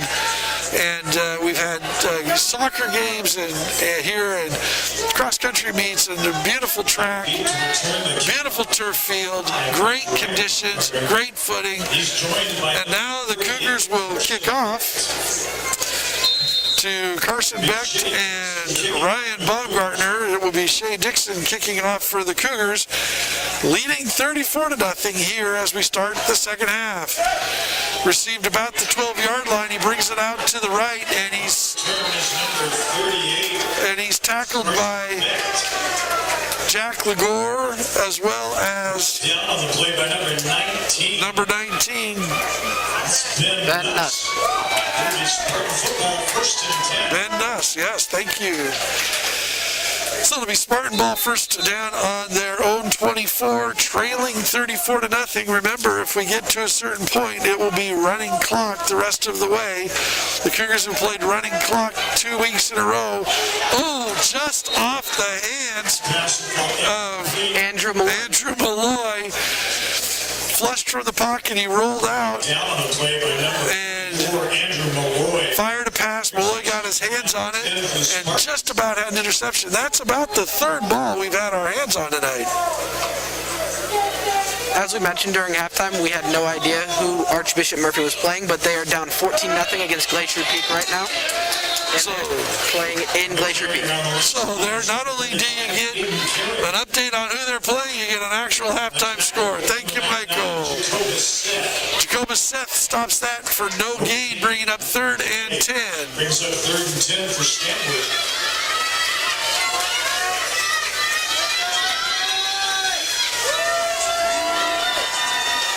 looking downfield, delivers well and caught out there on the sidelines. Pass is complete to number 10. And that's number 10, That's Otto Weedman. And that's good enough for a first down. That's good. Takes it out to the 34-yard line, so it must have been just exactly 10 yards, maybe a little more than 10 yards. And that's the Spartan first down. First down of the half. It's a run right up the middle to Caden Kerrigan, and he is met by 7 Cougar defenders for a gain of 1 yard. Good to see Kerrigan back in the ball game, having left earlier with an injury. He came back later in the second half, the last couple plays, and now is back out there. He doesn't seem to show any ill effects. So pistol formation now. Throwing it to the outside at a flanker screen. He picks up a couple of blocks, gets upfield for about 8 yards. Looked like it was number 87, Jared Howard. To number 38. Oh, no, 38. Carson Beck. With the catch. Down and 3. 3rd and 3.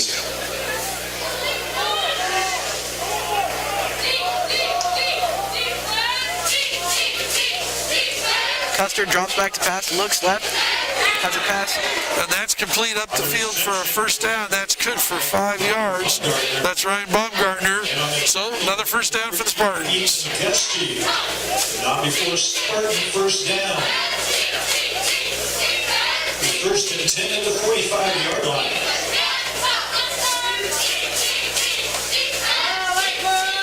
Spartans moving, taking the opening kickoff and moving downfield. And there's another pass right down the seam, complete. That's good for about 14 yards. And that's Ryder Baumgartner. I think I've been saying Ryan all night. I apologize, Mrs. Baumgartner. That's Ryder Baumgartner. Good for a first down. The Cougar 41-yard line. Into Cougar territory at the 41.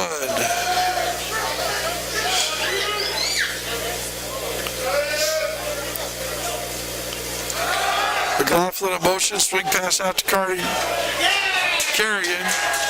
He's tackled for maybe Once again, that's Caden Kerrigan. looks like maybe no gain from where they're spotting it, right there at the 41-yard line. 2nd and 10. 9:15 in the 3rd quarter. Cougars leading 34-0. Spartans on the drive after taking the opening kickoff. Custer takes a snap, drops back, looks left, throws it, and that is just slightly overthrown to the receiver on the left side For number 38, for Carson Beck. That is going to be 3rd and 10 Stanwood at Lakewood's 41-yard line. Good defense by Jensen Epstein. SB. Ball was just a little bit high. Down and 10 at the 41-yard line.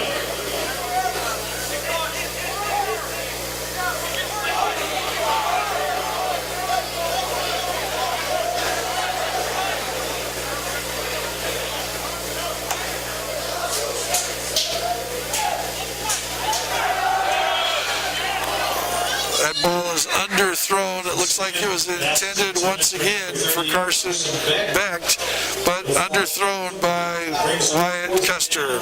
That's going to bring up 4th and 10. And it looks like the offense is going to stay on the field. And why not? They've had a little bit of success throwing the football. And down 34-10, they really don't have much to lose here by going forward on 4th down. Custer looking, he's got time, flicks it to the outside and just underthrows his intended receiver, Anna Weedman, and that will be a turnover on downs. Cougar football on their 41-yard line, 8:48 left to go in the football game. This will be their first offensive possession.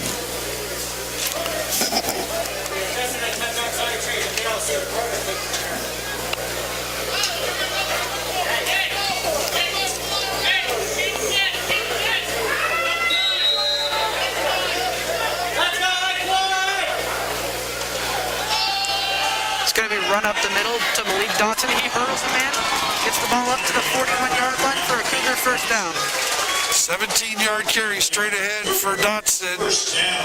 Hurdling that last defender for an extra 5 yards. 1st and 10 now for the Cougars. 41-yard line of Stanwood. Give back to Dotson. Now he cuts it out to the outside. Finds a corner. He's looking for a downfield block. Carry around the left side, Malik Dotson. He gets another 12 yards and a first down. Down by number 30. Really good downfield blocking that time by the wide receiver. 81. Riley Maggard. 29-yard. That was number 21, Blake Conyers. Riley Maggard is out this game with a broken wrist. Oh, okay. 21, not 81. Thank you, Michael. Dotson stopped in the backfield for a loss. That's one of the first time he's been stopped behind the line of scrimmage all season long. Bring up 2nd and 13. Number 71 for the Spartans. Loss on the play brings up 2nd down and 13.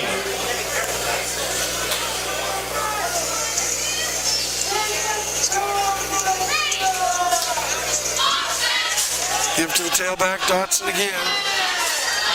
And he's churning up yards down the sidelines. They spot him out inside the 20 down to the 17 where Cougars will take over. Well, Cougars will continue their drive. 1st and 10 as Dotson continues to turn up yardage. He's averaging how many yards per game? He's averaging around 172.5 yards per game this season. 172 yards per game so far, and I think he may be close to that number already. Taylor fakes the pitch, brings it up the middle, and he gets about 7 yards down to the 10-yard line to bring up 2nd and 3. Gain of 7 on the play brings up. Halfway through the 3rd quarter now, 7 minutes and 30 seconds left to go in the 3rd quarter.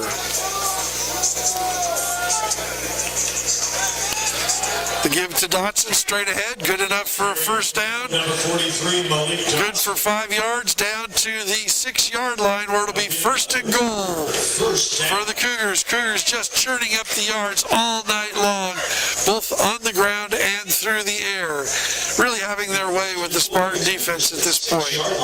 The Cougar O-line in this game is actually relatively young, but first it's going to be a handoff to Jacobus Seth up the middle for a gain of about 3. Number 99. The Cougars O-line consists of, tonight has 3 sophomores and 2 seniors.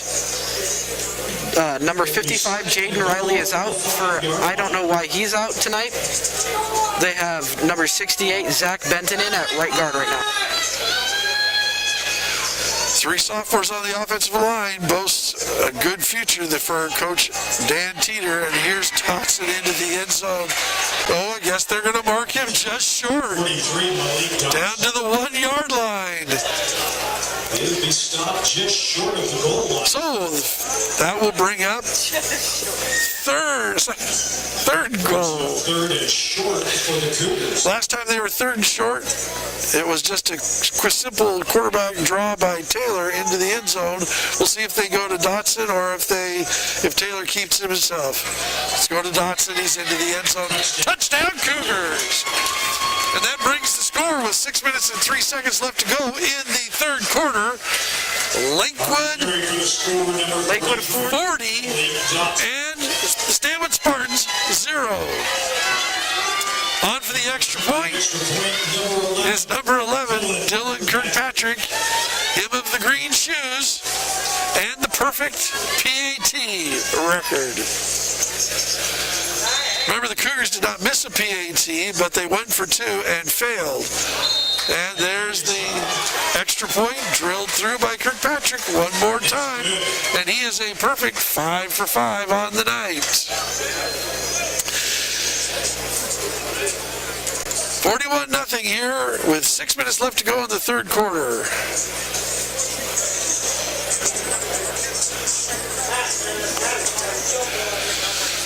So I believe that running clock starts when you get a 40-point lead in the second half. 3 remaining in the And And so I think we'll see running clock, or maybe 45 points. We'll see shortly when the clock begins to run, and we'll see whether it stops or not tonight. We're high up above Lakewood High School in the stadium. We got J.R. Heisley on the camera.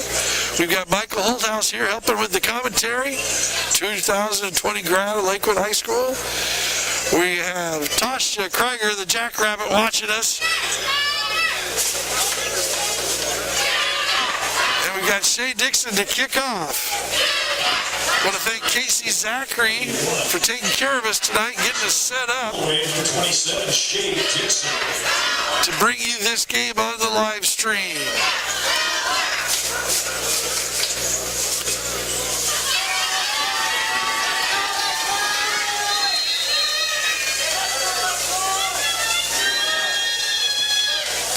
Drilled deep to Ryan Baumgartner, who takes it on the 13-yard line, brings it upfield, and he gets about 12 yards on the return. That's Ryder Baumgartner. And there's a flag at the end of the play. Looks like Derek Robbins was in on that tackle downfield. Derek Robbins is averaging around 13 tackles per game, which is a really high average for this level of football. Personal foul against the Cougars. Penalty signaled his personal foul against the Cougars. Don't know what happened over there on the sidelines, but that will cost them 15 yards, and that will bring it all the way out to the 41-yard line, where the Spartans will take possession. At their own 41-yard line.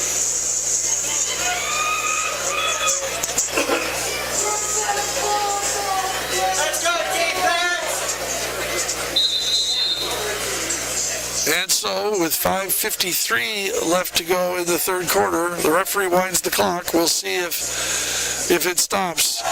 Little pass over the seam to Ryder Baumgartner, spins out of a tackle. He gains about 14 yards into Cougar territory to the 45-yard line. And while the referees waved in to stop for a first down, the clock is continuing to run. So it looks like we're into running clock time now.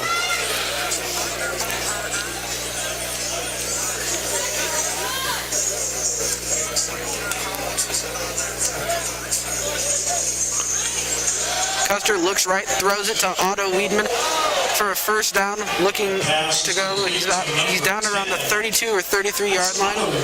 The refs call it at the 31. Shay Dixon was making the play on that, and he didn't get there.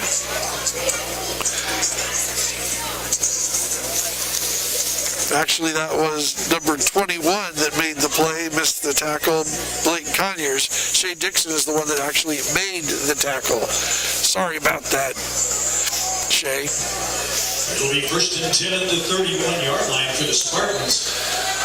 Little out pass to JT McLaughlin, who's chopped down for a short gain. Number 11, JT McLaughlin. Ethan Gisty on the tackle for the short gain. We'll call it 4, 2nd and 6.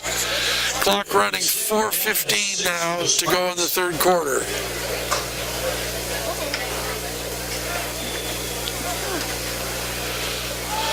Again, another short pass. This time it short hops the receiver. No, the referee's going to call it a complete. Carson Becht with the catch. And they're going to mark it short of the first down by about a yard. So that'll bring up 3rd and 1 from the Cougar 21-yard line. Spartans on the move now. Custer in trouble. He goes down. He throws it to his running back, who did not catch the ball. That was a nice play by the quarterback, Custer, just to get rid of it. And it was probably a nice play by the running back, Jake Myers, to let the ball drop. So instead of that being about a 20-yard loss, it's an incomplete pass, bringing up 4th 4th and 1.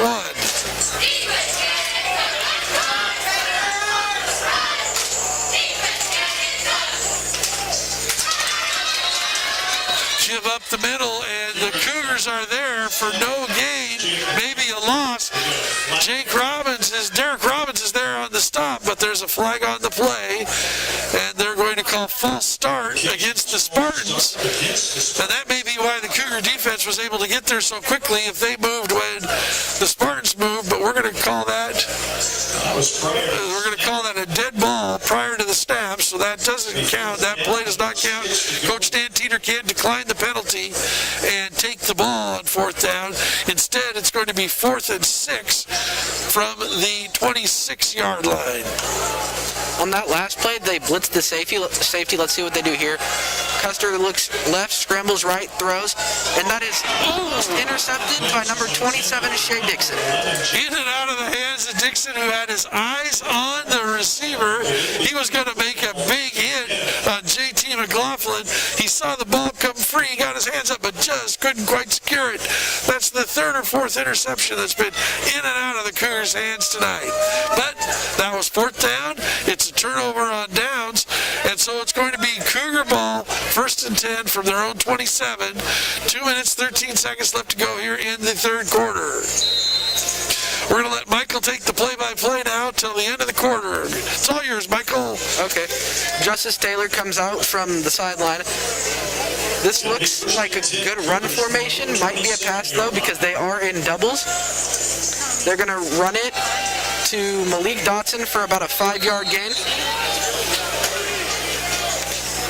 He has been churning these, he's been just trucking these defenders and keeps going. It looks like we have an injured Cougar on the field.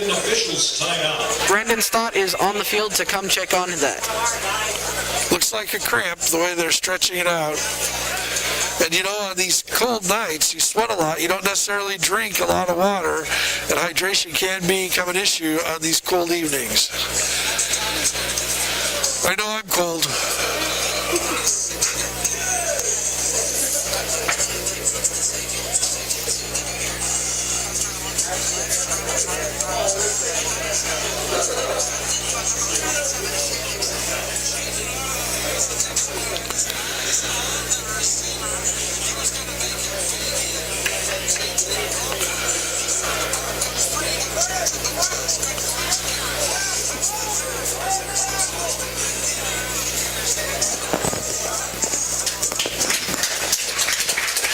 It looks like that was number 77, Aaron Parker, down on the play. Number 78 is out on the field to replace him. Good to see him running off the field.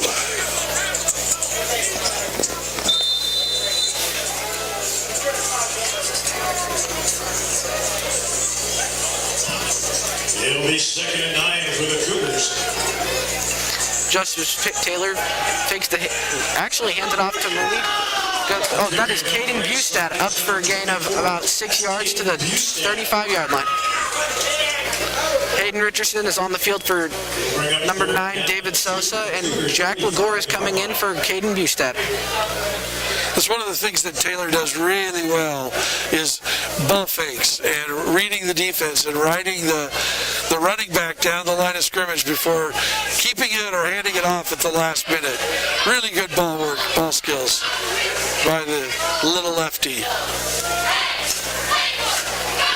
Takes the handoff, passes it to the right to Hayden Richardson, just in and out of his hands. That pass will fall incomplete. In and out of the hands of 87, Hayden Richardson. It looks like the Cougars offense is staying on the field. 4th down, 2 yards to go. 41 seconds left. They are going to punt it. Number 44, Andrew Malloy, looks to do the first Cougars punt of the season.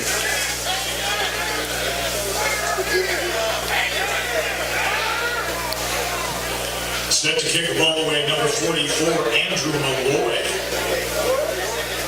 Back deep for the Spartans, number 5, Ryder Bumgarner. Ryder Bumgarner is back deep to return this. Andrew Malloy punts the ball, keeps going.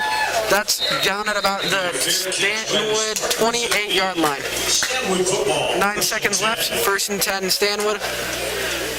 Wyatt Custer comes onto the field. Let's see what they can do here. 37-yard punt by Malloy, no return. So having had no game experience with that, I'd say that's a pretty good effort for his first punt of the season. As the clock runs out, it is 41-0 Cougars going into the fourth quarter. Ladies and gentlemen, as the third quarter, the score remains Lakewood 41. Spartans have yet to score.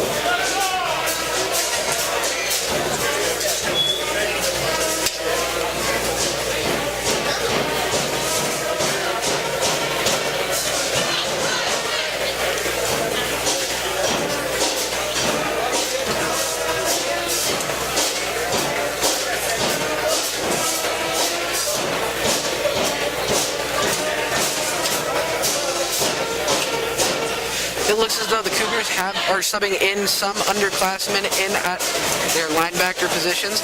Looks like number 84, Nolan Overturf is in. He is a junior. And number 25, Jackson Moore is in. He is a sophomore.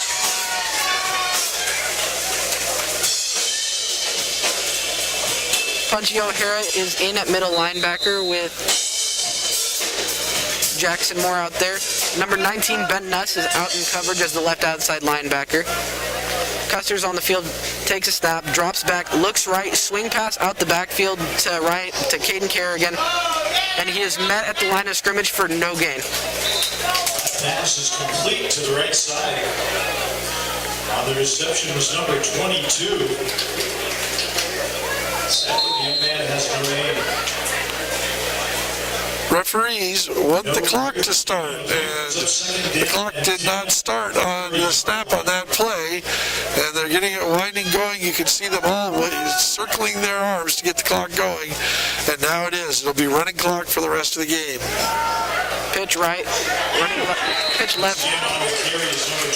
Number 22 on the carry. He does not have a name on their roster. I think that was Jake Myers, 27, coming left.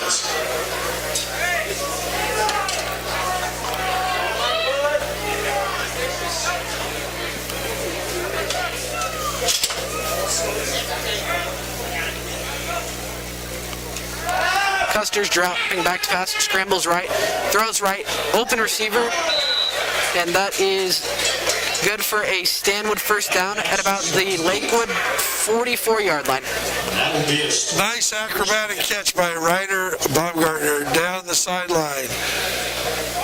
That was good for about a 15-yard gain.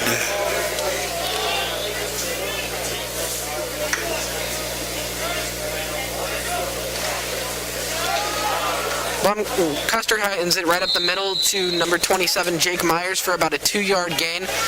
It looks like that Cougars D-line just swallowed him up in that right there. Number 27.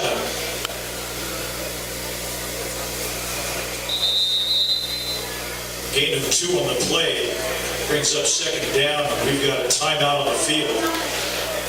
Another injury timeout for another Cougar.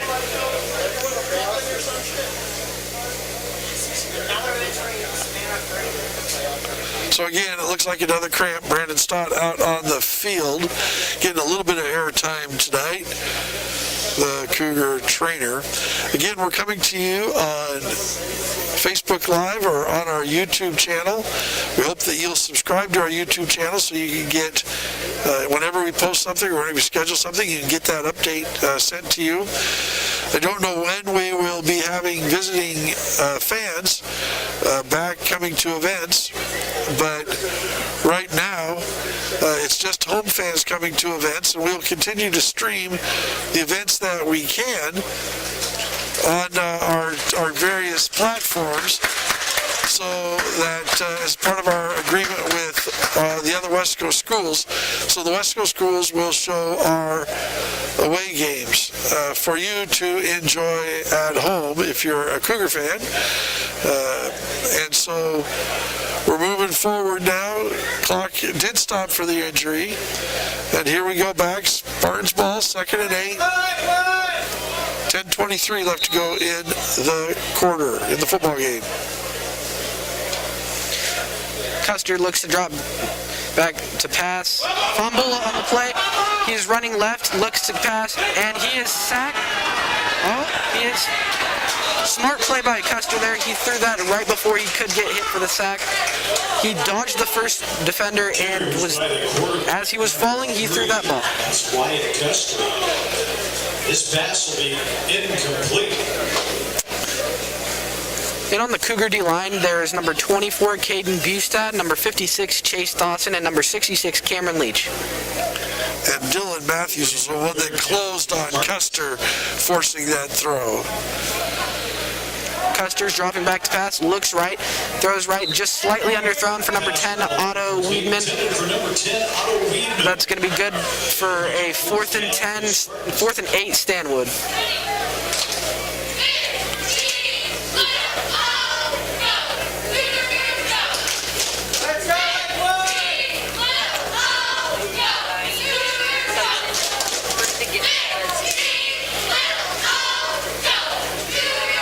Deep to return for the Cougars is number 15. That's Dylan Matthews. Number 15 is back deep to return for Lakewood. Number 11's on to punt for Stanwood. They have a motion man.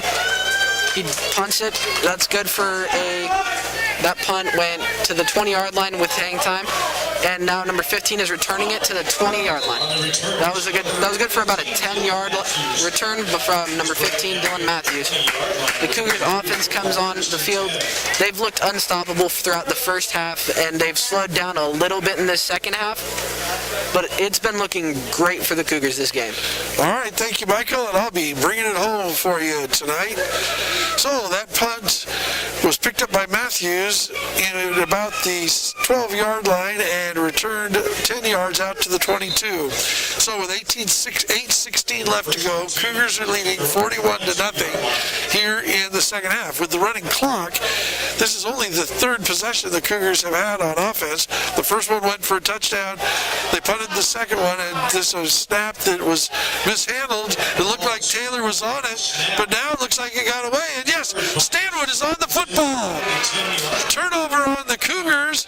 Stanwood has the ball on the Cougars' 7-yard line. First and goal.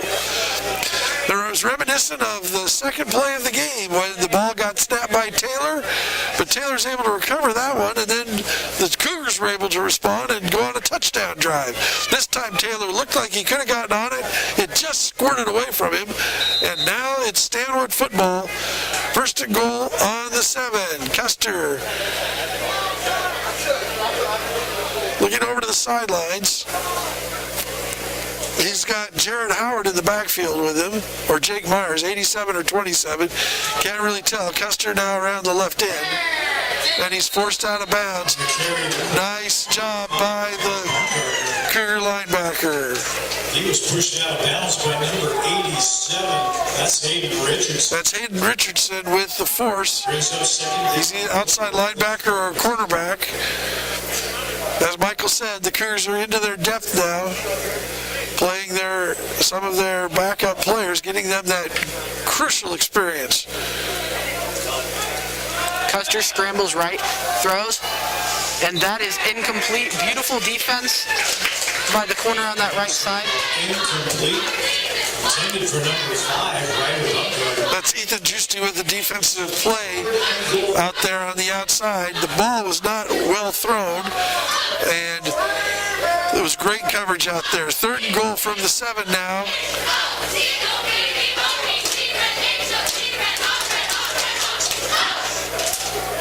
And again, missing their big running back has not helped them.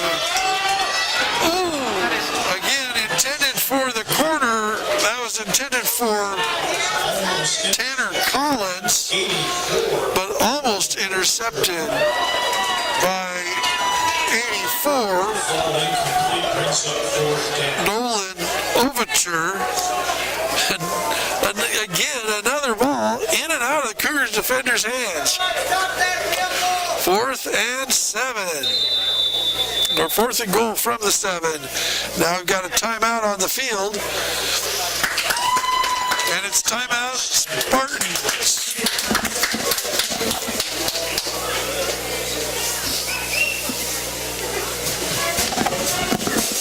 Coach Teener's defense is responding very well here after the turnover, forcing 3 incompletions, and now it's 4th down from the 7 as the Spartans look to get on the scoreboard. 5 minutes, 37 seconds left to go in the football game. Cougars leading 41-0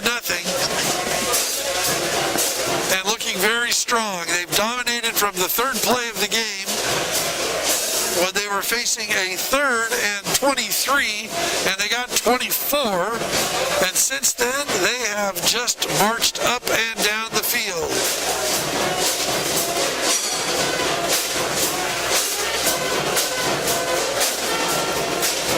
So the defense back on,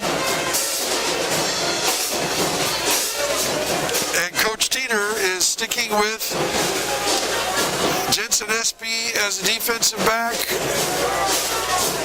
and then the other defensive players that subbed in, Punchy O'Hara is the middle linebacker. 4th and 7. Throwing a fade in the end zone. And it's incomplete. It was intended for number 5, right? It was intended for Ryder Baumgartner, who we talked about at the top of the broadcast is Custer's really favorite receiver. And now we'll go over on downs to the Cougars. 5 minutes and 10 seconds left to go in the football game, and they will probably be running out the clock. I want to remind you that next Friday night we're going to be right back here on the live stream as the Archbishop Murphy Wildcats come to Lakewood for a battle of 2A Titans. An old Cascade Conference rivalry that since the Cougars have joined the Northwest League and the Wildcats have joined the Westco, they don't meet in the regular season, but it'll be a nice matchup of old Cascade Conference foes. That's Jack Lagore for 9 yards, bringing up a 2nd and 1. That Spartan defense has been on the field for a long time, and a lot of their players play both ways. Ryder Baumgartner, the wide receiver, also plays safety. See Otto Weedman out there as a cornerback, number 10. Cameron Becht out there as an outside linebacker. That ball goes straight up the middle, up to the 21-yard line. That was Jack Lagore getting a Cougar first down. Under 4 minutes now, 3 minutes 50 seconds left to go here in the football game. It will be 1st and 10 at the 21-yard line.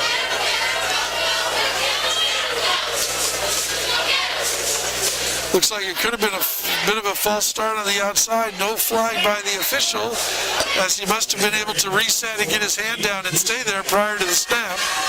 That ball was carried up the middle by Caden Bustad. Good for 7 yards. It's going to bring up 2nd and a long 3 or a short 4, depending on how you want to measure it. Looks to me like it's a 3.5. Under 3 minutes now to go.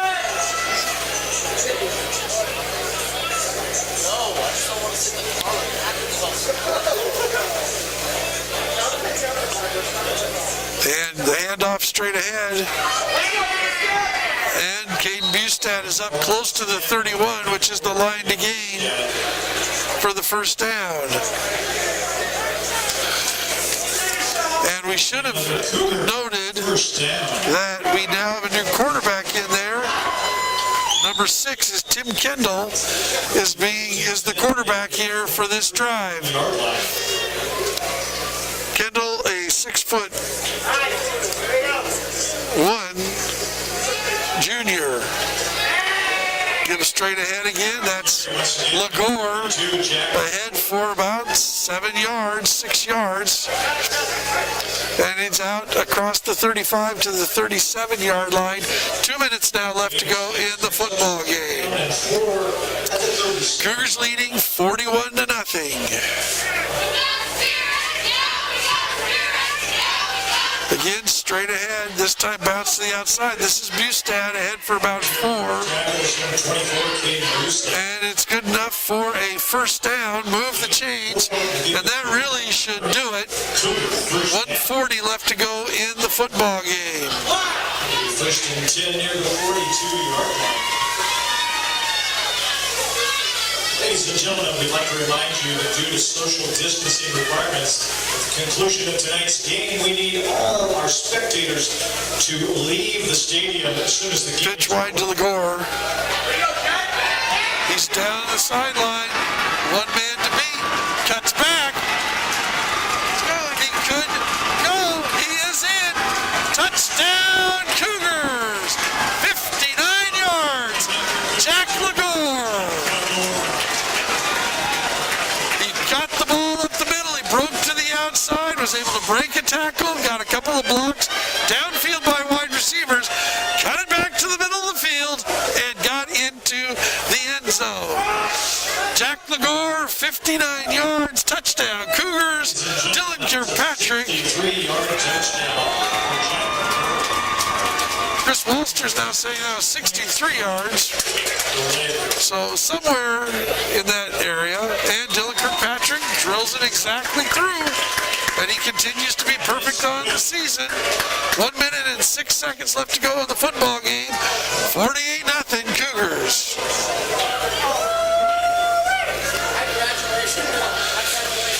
So some new things that happen now that we have fans back in the stands. As soon as the game is over, the fans need to leave out there sitting socially distanced. We spread out people 6 feet every other row. We mark the stadium with dots so people would know how to spread out. And then as soon as the game is over, instead of being able to gather on the field and greet their players, the fans have to leave immediately, get in their cars and go home. Stanwood will get in their buses and they will go home. The teams will not line up in midfield and do the traditional handshake. They'll stand 20 yards apart, generally on the 45, maybe 10 yards apart, generally on the 40 or 45 yard line, and walk and wave to each other and say good game. But some of those things that for sportsmanship have to kind of go by the wayside as we do follow the health code and do what we can to keep everybody safe. And really, that's why we're able to have people here. As long as we continue to follow the rules and the edicts, we can continue to have fans here. If we end up with people that come and don't want to wear masks or don't want to socially distance or insist on going onto the football field, we're not going to be able to continue to have home games. So there's 1 minute now left to go in the game. That's Ryder Baumgartner on the return. And there's now 52 seconds left as we count down to the end of the game. We'd like to remind you at the conclusion of tonight's game, we ask that you immediately, if not sooner, leave the stadium. Please do not wait for football players. 30 seconds left to go now. We appreciate you joining us tonight on our Facebook page or on our YouTube page. We ask you to subscribe if you want to get updates. We know that we have a lot of interest. We've seen a lot of hits on our events. We appreciate you tuning in and watching. 10 seconds now. This is going to be the last play of the football game. It's a give up the middle, good for about 7 yards, and that is the buzzer as the game is over. Tonight from Dick Cardinal Stadium on the campus of the Lakewood School District, it's Lakewood 48, Stanwood nothing. The Cougars have yet to give up a point this year at home. Michael, what do you think?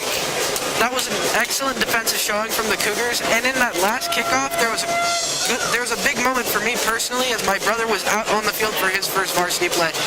Outstanding. What's your brother's name? Max Holthouse. Max Holthouse getting his first varsity run on that kickoff return. Congratulations, Max. So, I'm glad you joined us tonight. We will have 3 events next week. including with the 6 o'clock start time for the Archbishop Wildcats visiting our stadium. Appreciate all the help we get from Casey Zachary, our game manager. Laura Leach monitoring the technology. Michael Holthouse tonight helping us on the call, and he'll be doing some JV games for us coming up because we haven't had commentary on the JV games. Michael's going to work on his skills on the JV game. Join us next Friday night against the Wildcats from Archbishop. Thanks to J.R. Heisley, our cameraman. Appreciate everybody joining us tonight. I hope you enjoyed the broadcast. This is Dale Leach from Dick Cardinal Stadium. Hope to see you next week. Thanks for tuning in, and we'll see you at the next event. Good night, everybody.